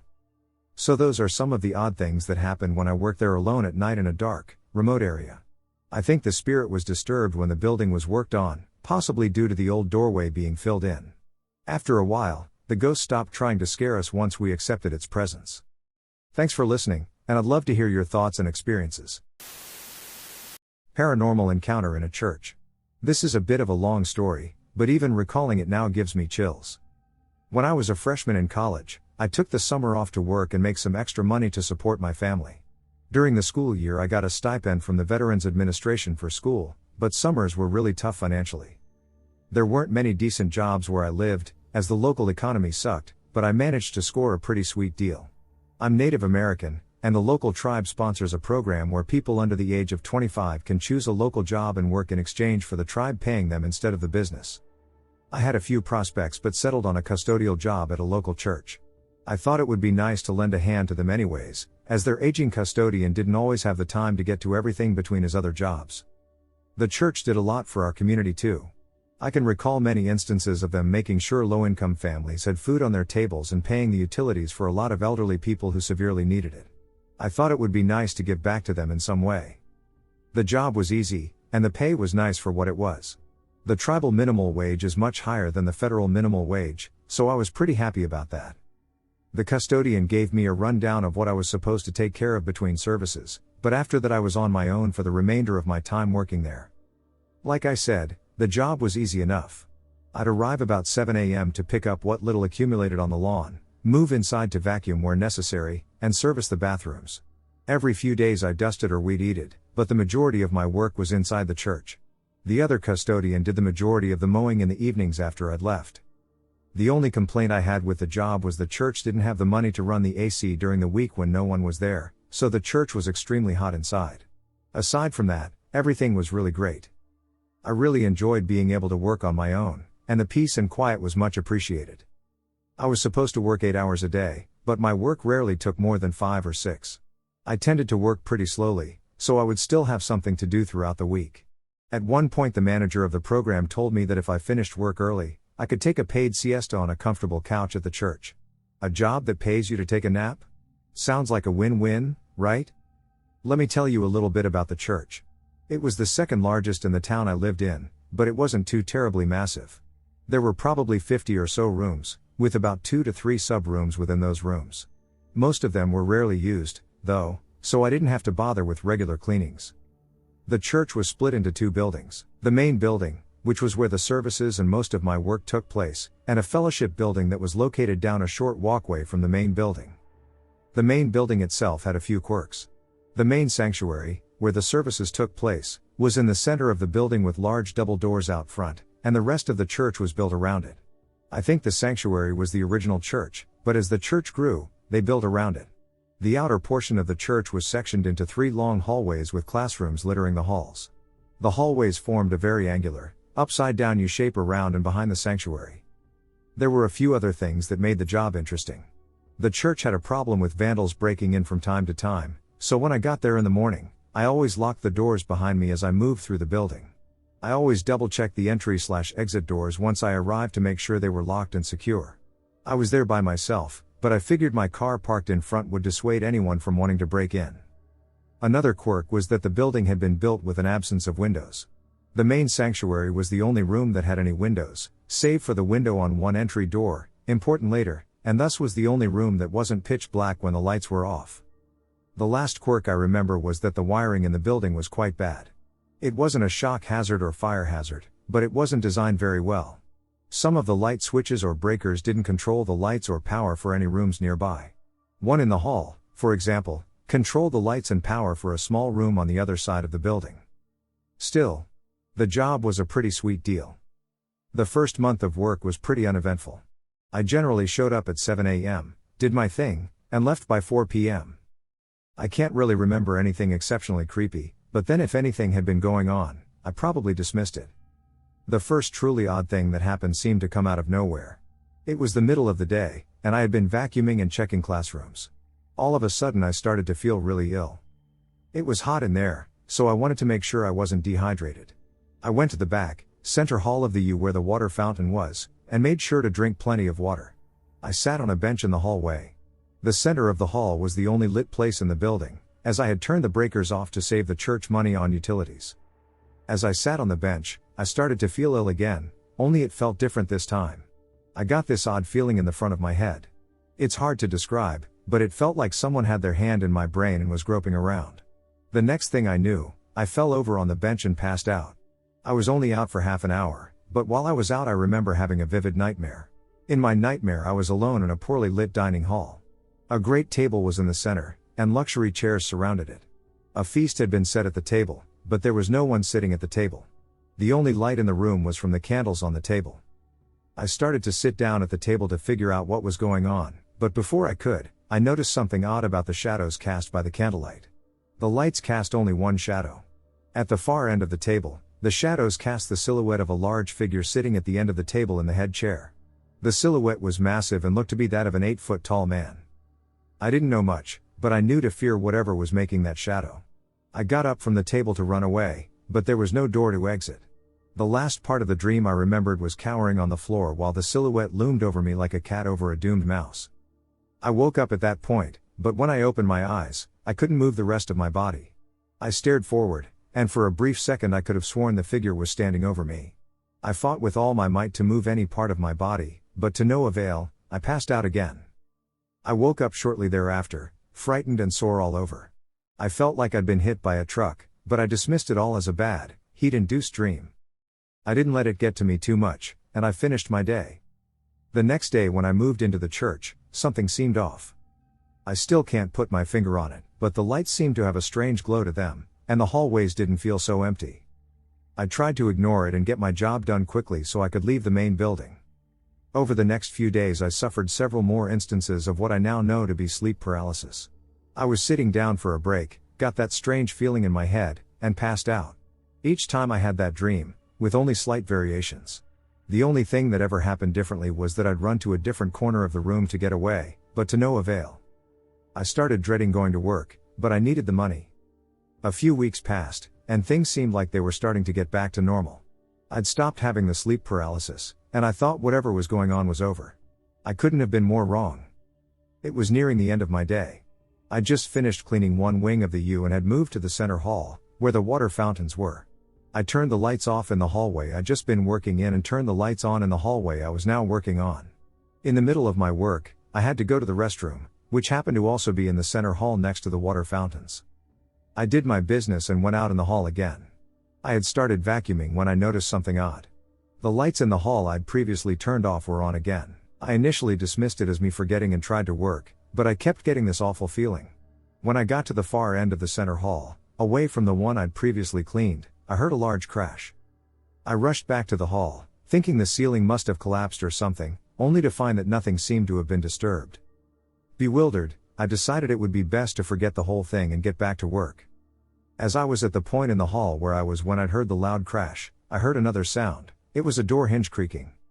Turning quickly, I saw one of the Sunday school classroom doors swinging slowly back and forth, as if someone had just opened it.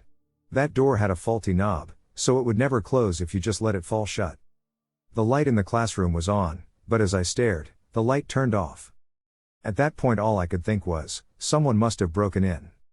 I was scared but also angry, as I knew the sub-room from that room was where the children's fundraising money was kept in a locked box. I wasn't about to let someone steal from the church. I said, in the most authoritative voice I could muster, "I know you're in there. Come out now, and we can forget this ever happened. I'll let you walk away, and if you do what I say, I won't even call the cops." That last part was a lie. I had every intention of calling the police, but for now I was locked inside with an intruder. Slowly approaching the classroom, I pulled out my utility knife. When I got to the door, I pushed it forward and entered the room quickly, knife in one hand and a flashlight in the other, looking in both directions. When I saw no one, I quickly moved to the sub-room and checked it out.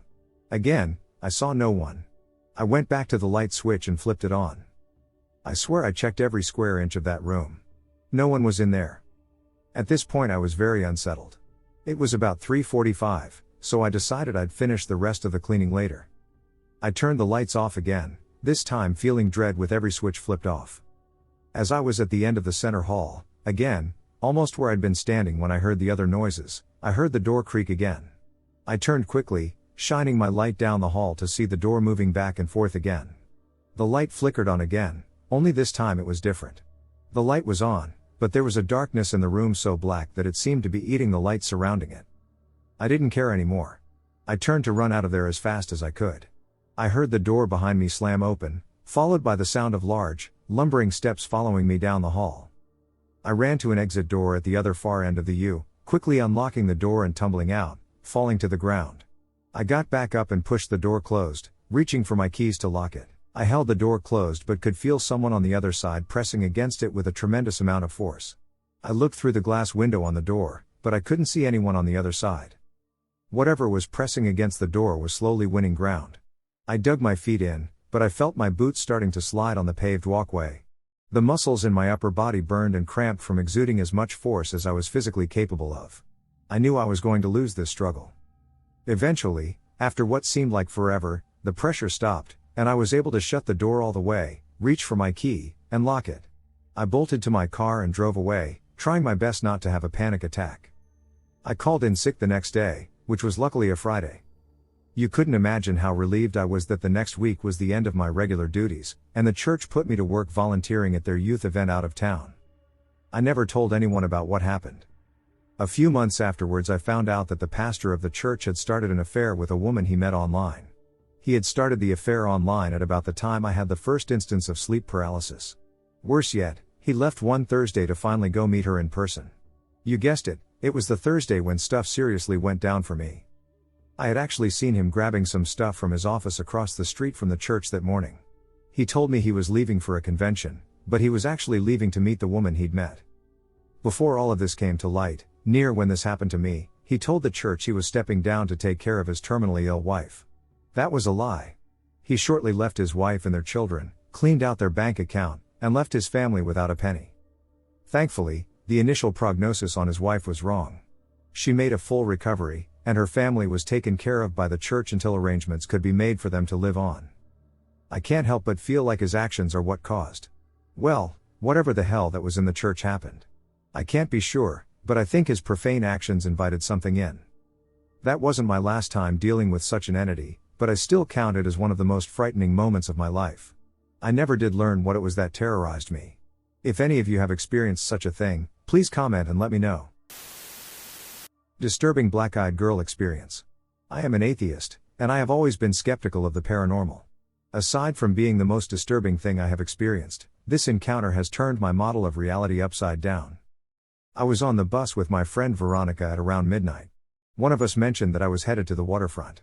She made a joke about how we shouldn't talk about where I was going on the bus because I would get stalked. I laughed and joked about that a little too, but I felt slightly uneasy.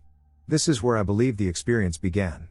I remember there was barely anyone on the bus. I saw 4 men chatting in front of us, not that it's important, but for accuracy's sake, 2 men were talking to each other, and a short distance away, another 2 men were chatting. At the time that I am writing this, a few hours after it happened, I don't remember seeing anyone else on the bus. I got off the bus, and Veronica walked me to the Sky train station.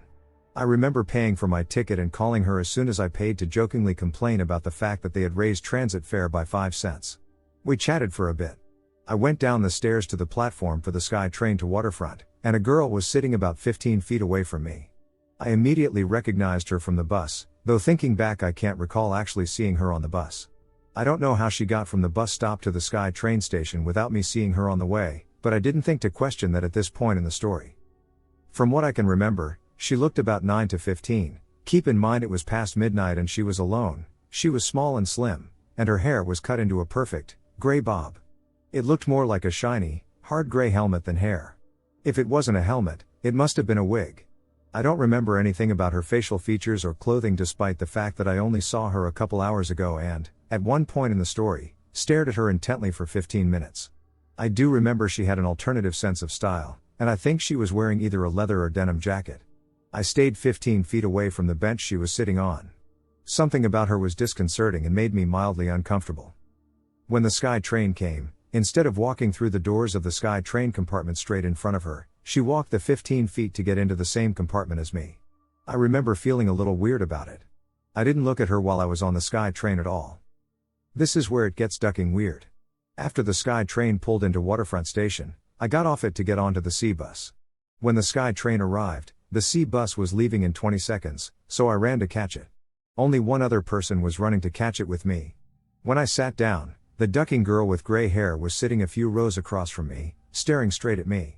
I immediately recognized her. I don't know how the duck she got to the C bus from the Sky Train station within 20 seconds before me, without me seeing her. As soon as I saw her, I went from being relieved that I made it onto the C bus to being on the verge of tears. This is the part that makes me cry when I think about it. Her eyes were completely black. Her facial expression was inhumanly blank, like a robot, and she was staring straight at me. I'm not exaggerating when I say it wasn't human. It was so ducking wrong and unnatural. I have never seen or experienced anything like that in my life. All of a sudden its face stretched into the most horrifying evil smile. It was the most terrifying thing I've ever seen. I cry every time I think about it. I was holding back tears at this point. How the duck did it get from the Sky Train to the C bus without me seeing it? The C bus takes 15 minutes to get to the other side of the water, so I watched it for 15 minutes. I could not have hallucinated its presence for 15 minutes straight.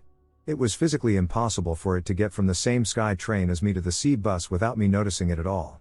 I may have hallucinated the eyes and the smile, but I don't think it's possible that I hallucinated them for 15 minutes straight, but I could not have imagined her sitting there on the C bus for 15 minutes. When the C bus pulled in, I waited to get off at last and didn't see her on my walk home, though I was beyond terrified for the entire walk. The more I try to remember its physical appearance, the more hazy it gets.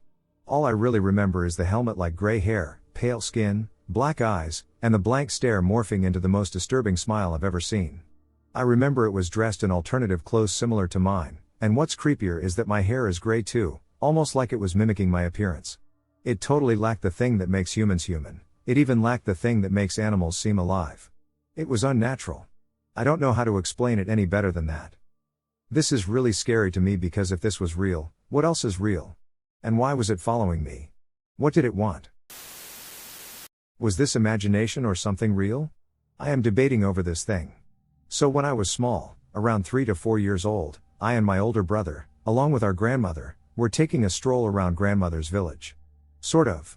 What happened was I came across this house in the middle of nowhere, and my brother followed me, so now we both are standing together, and suddenly our gaze shifts to the left, and I see a half-burnt, long-haired, bandage-covered sort of thing staring at me and my brother. I get scared as hell and turn to ask my brother, "Did you see that?" He nods. "Yeah. Did you see that?" We both keep looking at each other until our grandmother calls us. We go back, and for the next few years I totally forget about it until when I was 6 and cycling around my neighborhood and I see that exact same thing in a house that's a few blocks away from mine. What was really weird was that people were talking normally with that thing as if I was the one who could see that thing and not others. All of this is crystal clear in my head. Anyway, I forgot about that incident as well until I turned 10. I did not see that exact same thing, but I saw a girl in her mid-20s on the window of that exact same house staring deep into my soul. I had never seen that girl around, and she was just constantly looking at me, not moving, and it was late at night. I can't deny it scared me to the grave, and suddenly all of the memories of that thing came back. I am in my mid-teens now, and I keep thinking if that thing would appear once again or not because it hasn't for a long time, and I only get nightmares now, nothing as such. But the confusing part is I tried asking my brother if he remembers the thing we saw, but he just kept denying it and saying I'm making up things. I even tried telling my mom and my grandmother, but they all just denied it. My grandmother even claimed we had never been on a walk, but the memories are crystal clear. I even remember what I was wearing. After many years, I have decided to share my story. Ouija. These incidents took place back in 2007, when I was 15 years old. My best friend Jennifer and I always loved reading about the paranormal and anything related to witchcraft or the occult. Being as naive and young as we were at the time, we decided to dabble in using Ouija. We decided to be creative by making our own Ouija board out of cardboard, including a cardboard planchette that we would cut into shape and create a hole in. I don't clearly remember the exact details of the first time we used a board, but I remember it being slightly unsuccessful and rather boring. Now, the second time I decided to make a board, I actually wasn't with Jennifer. I was with my 2 younger brothers in Seattle on a trip with my stepmother. At the time, I decided to make a board out of an old pizza box, and my brothers and I sat in the hotel's clothes closet and played the board. The first thing the board spelled out was that we were supposedly contacting my aunt, who passed recently. It spelled her name out and told us she was in heaven when asked where she was. I asked, if this really is so and so, what is your firstborn's middle name? The board spelled out my cousin's middle name, and my brothers and I freaked out and cried, calling my stepmom. Upon my return home, Jennifer and I started to get heavily into Ouija. We would make these boards, then rip them up into a bunch of pieces when we were done and throw them away. We said the same entity contacted us every time we used the Ouija board, and it asked us more questions. What we found out about this entity or spirit is that his name was Baj, and he was supposedly a young Indian man who died in a car crash in India, or at least that's what it told us. Very unusual things would happen as well. The planchette would often work very well with only one of our energies contacting it, or in other words, only one of us touching it. It would often move off of the board and trail up onto my bed from the floor. The movement was very strong, and you could easily tell that it wasn't one of us moving it. It just felt different. I'm not sure how to explain it. Sometimes we would tell it to spin, and it would spin extremely fast, faster than either I or Jennifer could physically move the planchette. We would then tell it to stop. And it would stop on command. We would also ask it things like, what color is the blanket that is wrapped around Jennifer? And it would spell out the exact 2 colors. Or what are my 2 brothers' names? And it would spell both of them out. One incident was told to me by Jennifer. I wasn't present with this particular use of the board. She and 3 of our other friends were playing with another homemade board. Supposedly what happened was when they were done with the session, one of our friends went to put Jennifer's flat iron back in her bathroom. And when Jennifer went to use the restroom, she called out, "Sarah, this is really not funny." Sarah said, "What? What did you do with my flat iron?" Jennifer said. Nobody knew what Jennifer was talking about, so all the girls went in to look, and what Jennifer ended up showing me was a photo of how they found her flat iron. She showed me a photo of the flat iron on the bathroom counter, with the cord in the shape of a pentagram.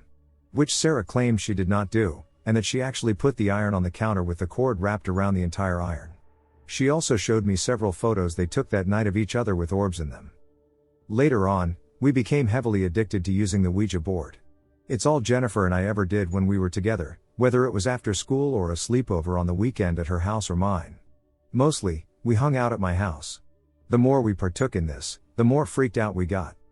One night we decided to attempt to look up possible articles about this Baj, hoping to stumble upon anything about a young man's death from a car wreck in India.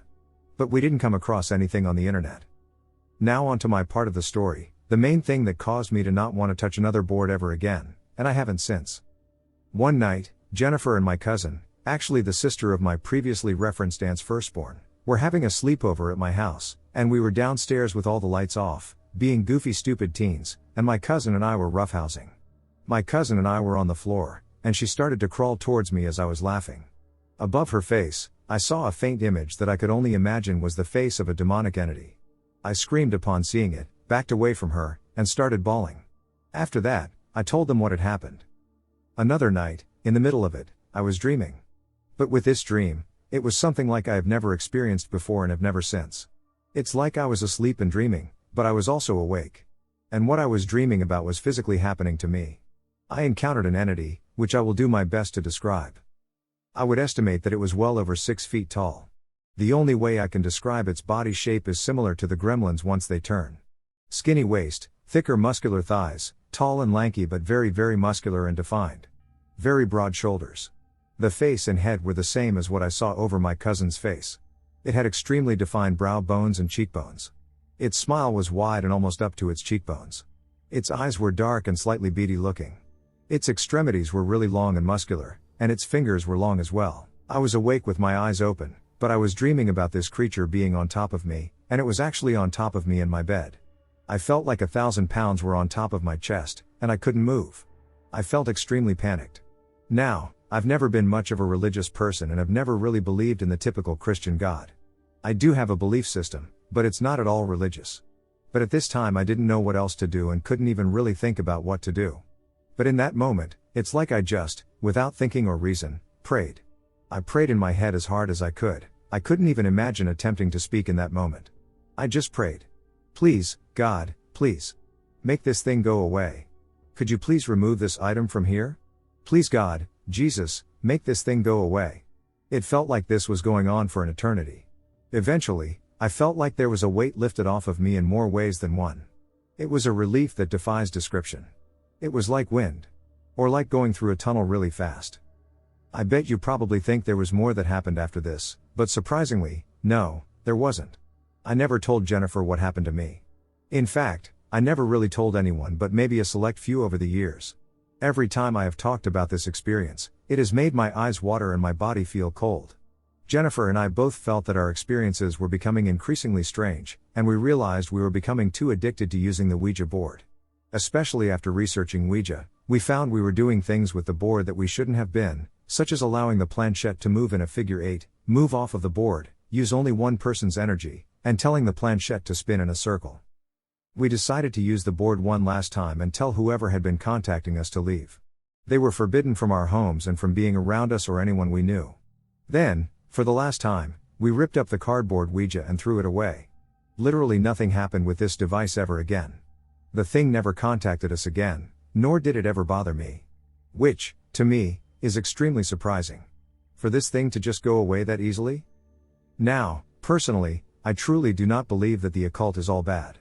Practicing the occult can involve a range of activities, including having visions or experiencing visits from spirits, as well as studying or practicing astrology and alchemy. Which many mediums do. I believe it depends on whether you are engaging with good energy or bad energy. It's especially important to avoid if you're inexperienced.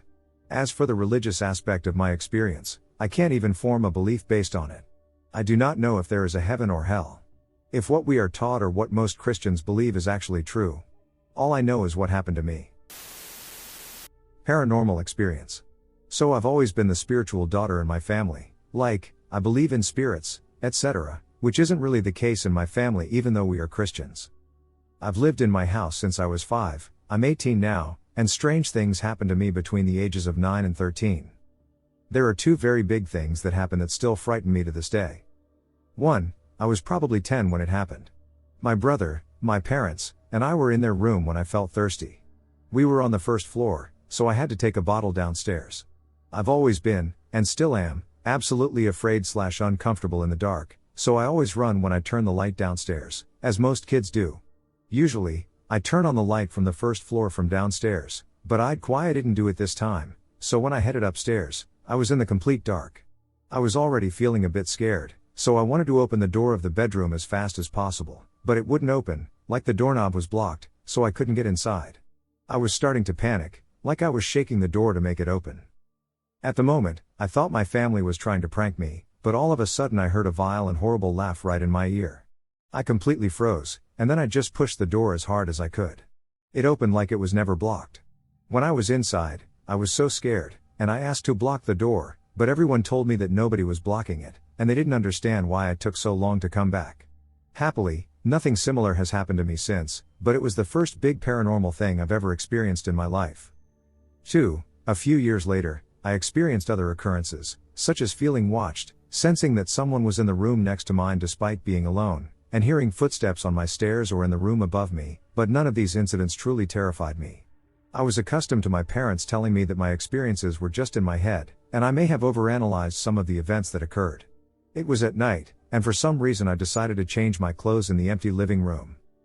My living room gives free access to the dining room, which also gives access to a part of my kitchen, like a big rectangle divided into 3 rooms. So if I'm in my living room, I can see what's in my kitchen, but every room has its light, so when the light is turned on in my living room, I can see, like, a big part of the dining room but barely the nearest part of the kitchen. So I was changing when I heard a very strange and deep noise as if someone was breathing loudly. I was scared but figured that it was in my head and continued to change. I have ADHD, and there are so many noises in my mind that sometimes I mess up whether they are real or not. I just focus on something else, like a song, and the noise, if it's in my head, disappears. But it didn't. So I put my hands on my ears, and the noise stopped, confirming that it was real. I turned to my kitchen, and I wasn't seeing much, so I went to the dining room, and from there I could see a bit of what was in my kitchen, but since I didn't turn on the light in the kitchen and only in the 2 other rooms, it was very dark. But when I was able to see a little more, I saw the silhouette of a man rocking himself like he wanted to pace himself on my kitchen floor, still breathing heavily. I was already dressed up, so I ran upstairs, but when I spoke about it, nobody believed me. It was truly the most terrifying thing that happened to me. Since nothing as deep happened, but there are still things that happened. I don't know if what happened is supposed to mean something, but if anyone has an explanation, tell me about it. We saw something no one can explain to this day. What was it? It was a late night when something appeared that neither my cousin nor I can explain. Even to this day. We had just moved into my aunt's new apartment with her family. It was a 15-story apartment building, and construction was still going on, as their apartment was on the first floor and fully finished so we all could move in. At that time, when we lived in Bangladesh, health and safety were not priorities like in Western countries, so we were allowed to move in even though other floors were still under construction. We were the first to move into the building. It wasn't eerie or haunted at all, it was the middle of the city, always bustling, crowded with people, day and night. Being on the first floor, right next to the road, it was never quiet. But something my cousin and I encountered still haunts our memories.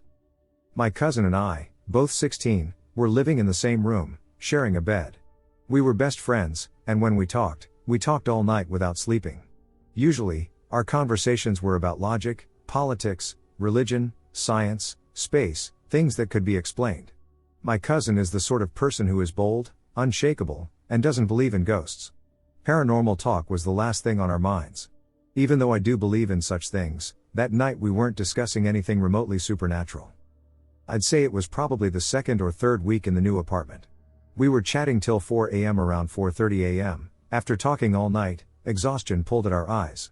I said I was sleepy and that we would continue tomorrow. I drifted into that half-conscious, half-dream state, where the mind floats between waking and sleep. Suddenly, my cousin shook me violently. His voice was low, tense, and trembling. "Did you see it? Did you see it?" I woke in surprise. "See what?" He stared at me, and I don't know, maybe his usual confidence faltered, but he whispered, "Never mind. Nothing. Go back to sleep." Even then, something about him felt wrong. He never reacted like that. Whatever he had seen had frightened him. He was pointing toward the open doorway, leading into the shadowed corridor. I opened my eyes, curiosity mingling with a creeping dread. And what I saw still sends shivers down my spine. It was a long, diagonal blue light, glowing bright, with a brighter core and countless writhing tentacles that moved like the limbs of a twisted tree or the tentacles of jellyfish. The movement was alive, fluid, and unnatural. It wasn't a ghostly figure or anything that felt demonic, it was just an unexplainable light figure. It wasn't coming from anywhere, no windows, all curtains drawn, double layered and shut tight. The corridor had no windows either. There was no logical source. I could see its reflection on the walls. Fear gripped me. I grabbed my cousin and shook him awake. "I just saw it. I just saw it." Without asking, he whispered. "The weird blue light?" "Yes," I shouted. We both turned toward the wall, it was gone. He was pale and terrified. For the first time, I saw the alpha male confidence I knew collapse. And I knew this wasn't imagination. We had both seen it, perfectly mirrored in description. Sooner than we could say another word, it appeared again. This time it moved aggressively, tentacles thrashing like living shadows. We both screamed in sheer panic. I started reciting God's name in every prayer I knew, shaking. He screamed for help, calling for my aunt, and we could see the light reflecting through the walls, going toward the living room through corridors, and disappearing. Then my mom ran in and turned on the lights. We bolted from the room, clinging to her, hearts pounding. We tried to explain what had happened, but to this day, the adults insist it was just light reflecting from outside. But the curtains were drawn. Even if it somehow came from outside, could it move so freely through the walls, even to places daylight rarely reaches, despite its source and appearance? Was so unnatural.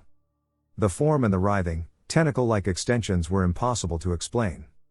It wasn't a ghost, so why were we terrified? Its momentum, the way it appeared, its unnatural reflection, and its untraceable origin still make us question, what was it? My insane paranormal experience, which we continued to instigate. In July 2011, when I was 17 and about to enter my senior year, my friends and I felt invincible. At this time in my life I was religious, and my brother, who we will call Sean, was not.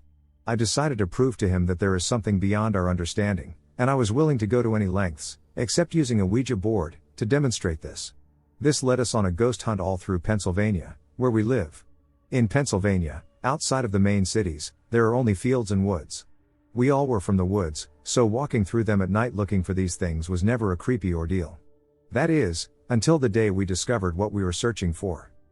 It was a summer night, as I said, in July, and it was decently warm. Sean and I were back out looking for whatever we could find locally, which was nothing. So as we were waiting, my friend, who we will also call John, showed up. We don't see him often, so when we told him what we are doing, he said, "Well, my friend about 45 minutes from here told me there is a house out by his." Now, this man is way out in the woods, so this house that he is talking about is too. We asked why he thinks this house is haunted. John told us he said that when he was a child or early teen, he entered this house with a friend, and as they walked through the living room, the rocking chair turned, faced them, and then started rocking. They had never gone back since. Of course we were in. By this time another friend had joined us, who we will call Nico. So Sean, John, Nico, and I go up to John's friend's house. We knocked at around 10:30 p.m. on a Saturday night. He was confused as to why we were all here so late and, once we told him, was hesitant to show us and go with us. At this point, I'm scared. We had not been to a place like this one yet. With a backstory from a person and not from some online form like this. The layout of the house for this story is very important. Looking from the road to the front of the house, the home is built into the hill behind it. So you can enter the upstairs by going up the driveway or the front door by just walking over to it at the same ground level. So we walk around what we can of it due to the overgrown thorns and trees. We then walk up the driveway and enter the upper floor. The first room is a sunroom full of dead leaves from the years prior, I'm sure, broken windows, and a wooden stand that came up to about waist level. I'm 5 feet 10 inches, so just picture it if that helps. After leaving that room, you are then met with a stairway that leads downstairs or a hallway with a bathroom to the left of it, and at the end of the hallway are 3 bedrooms. The first room is entirely vacant, the second room is also empty except for an additional stand, and the third room contains 2 bunk beds, with the bed still made and the curtains coming loose from the windows, draping around the bed frames in a decorative manner. This situation has left me extremely unsettled. This house, located in the middle of nowhere, is a desolate, abandoned, and worn-out place. Why is this room so neat? As we leave this room, we hear a thud coming from inside it. But we keep moving and head downstairs mainly to not be trapped where we were. Going down the stairs, you end up in a living room. To the left is the kitchen, and to the right is the front door. The kitchen has an entrance to the basement and an outdoor stormway entrance for storing firewood and similar items. We look through everything, nothing is happening, but my heart is in my throat. As we all gather back in the kitchen, we hear another thud, this time coming from within the kitchen itself. We all freeze, staring blankly, pointing at least 3 of our spotlights into the kitchen, and just waiting. Now walnuts, ceiling tiles, and shower curtain rings that were all on the kitchen floor literally start flying off of the ground and into the walls. In random directions, I instantly turned and jumped out a window leading to the front porch, absolutely petrified. I ran onto the road about 30 feet from the porch and waited for my friends. After this I was done. Not a single part of me ever wanted to go back into this place, but I did. I did it many times, and it only gets worse. That night, I entered the house 4 times. During our second entry, we used the front door. Shortly after entering the house and sitting in the living room, a shoe, an old worn-down dress shoe, comes flying down the stairs like an MLB pitcher through it. From the top, we all jumped up and shined our lights up the stairs. Now remember that stand in the sunroom? Yes, that stand from the sunroom came out and slammed into the wall upstairs with such force that it broke through the drywall again. We ran. Now this is where shit starts to get way worse. This is the 4th time I've entered the scene. Anyways. We go back in and look up the stairs. There is the wooden stand. From behind the stand, a ceiling tile broke off the ceiling and flew down at us. Shortly after the stand ripped back into the sunroom and we fled, John emerged as the last one, right behind me. We were the last 2 out of the house this time, and on the way out we heard an insanely high-pitched scream, the best way I can describe it. And as it happened, a big piece of glass smashed next to John on his way out. The 4th and final time we entered this night ducks with me until this day. As I'm typing it, my hair is standing up. Long story short, we end up in the kitchen. I'm so scared I'm refusing to move. I positioned myself directly in the middle of the kitchen with my spotlight, allowing for a 360-degree view so I could run in the opposite direction of whatever this thing was. In just about 15 seconds, the storm door swings open with such force that the top hinge breaks, the only remaining light bulb in the kitchen shatters, and then the basement door closes. Then, the part that will forever haunt me more than anything else in this home is when a glass mason jar, which was to my right on the ground, floats up into the air, moves towards me at about elbow level, smashes against my foot, and then the same blood-curdling, high-pitched scream occurs again. I let out a scream, and at that moment, everyone's attention is focused on each other, as we all heard the same sound. When I got out of the house, I kept running until I got back to the car. Upon getting to my car, I realized, holy shit. My right ear is ringing like I just fired a rifle without earplugs. But my left one isn't. The jar smashed off my right foot and came from my right side. Was this thing literally next to me? That close? That was enough for me. I got home that night absolutely mind-ducked. Had no idea what to think anymore at this point. Fast forward a few weeks, and we're back in school. Nobody believes us. So what do we do? Go back. This time, things got worse. We all decided beforehand to scope the place out again, and then we will all meet and sit in the living room so nobody is alone, cut off, and close to as many ways out as possible. I sat on the fold-out bed with Sean, John was in the rocking chair, Nico was absent, and my other brother, Ellie, was in another chair.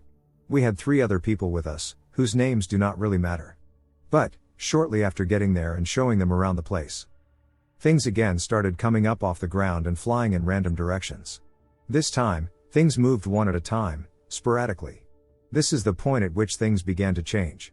As we sat in total darkness and only turned on spotlights when we got frightened or heard something. I turned my spotlight on randomly more than once just because I was scared, but one time I did, I found my feet had been tied together. I never felt it. It's totally, 100% dark, and the only person next to me is on the same bed. Sean could not have moved without me feeling it. I untie it and sit up. Once I sit up, my hoodie drops while my brother's hood lifts up over his head. Now again I'm scared as hell. We all turn our lights on and look around to find nothing. At this time, as we were settling down, a normal-looking soup can, came from some direction and hit one of the people we brought with us so hard in the hand that his knuckles were bleeding, and the can was dented. Rocks from the basement start flying into the wall. It was as if someone in the basement was throwing rocks at the wall across from it with incredible speed, so we ran into the kitchen, shined our light into the basement, and found no one there. Nobody at all. I, still scared, stayed back with the people we had brought and never checked the basement. As soon as we all got back in the living room, which is 100% visible from the kitchen and has an open floor style to the downstairs, we heard a big boom above us. All of this is happening within a span of about 5 minutes. We went upstairs to the room with the bunk beds, but we couldn't get in because the door was jammed. The door is jammed. At this time we decided, might as well SWAT team style and kick this door in, and as we did, the bunk beds slid. The bunk beds were positioned directly in front of the door, making it impossible to enter the room without using a window. The only way out is to jump out a window. It was impossible for someone to have done that. We ran, full sprint, back downstairs out of fear once again, and the one recliner that was next to the rocking chair is now in front of the front door. I didn't ever hear it move, and I looked for scuff marks on the floor or a line like it was dragging. Due to how dirty the place is, it should have been easy to see. Was none. We left, and now the story of this place has spread to most of our classmates. Despite being a small town with only 140 people in my graduating class, it still boasted a substantial population. We decided we would take just a few more. At this point I have been to this house a lot. My nerves have calmed down, and I know what to expect, or so I thought. Nico, John, Sean, Ellie, and I all enter with the guy who lives close by and 3 friends from school again. This night was the last time I went into the house. Nothing was happening. Nothing at all. Until Nico approached a sign on the wall that read "World's Greatest Grandma." He ripped it off, and almost immediately, it was as if a tornado had started in the kitchen. Things were flying in every direction, and for the first time in a long time, I heard that same, insane, unexplainable scream. I was out along with everyone else, and then, of course, we went back in, what I wouldn't do to have the mindset I did at 17 again, lol. After we went back in, we all took seats in the living room again. I chose the bed. Now, Sean and Ellie are the definition of daredevil. Really never show fear even if they are scared as hell. They decided it's smart to go upstairs alone, but Nico followed. Now it's just me and these 3 other people. Plus the guy who lived close by, until he decided to join the upstairs crew. While downstairs, I'm alone on my side of the living room, as they are all in the random chairs and such on the other side. While they are all upstairs, we hear noises coming from the kitchen again, just like before. I instantly shine my spotlight into the kitchen to see a figure that was completely black, slender, and incredibly tall, So tall that I couldn't see its face, even in the area where my light illuminated it. All I could see was a torso and dangling arms, no waist, legs, or head. As soon as my light hit it, though, I didn't care to see the rest because what I saw was enough. I was out. Screaming and yelling, I left that place. I never saw it again, and I never want to. I have never heard the scream again. And I don't want to. But it doesn't end here. And this last part is all coincidence, or at least that's what I am saying. Sean took his then girlfriend at the time, a friend of ours we will call Chad, and his girlfriend as well. However, they went to play with a Ouija board in the house. The board only replied to one question, which really shook them, though I'm not sure what they had asked. They asked who would die first. The board spelled Sean. This was late 2013, and in November 2014, Sean was diagnosed with cancer. He fought for almost a year with a 3% chance of living, multiple surgeries, and ultimately entire organ transplants. Sean walked out and is still with us today. Closest person to me as well, besides my child. This memory still makes me get chills and my hair stand up to this day. 7 years later, still the most insane experience of my life. Thank you everyone for listening, have a great weekend.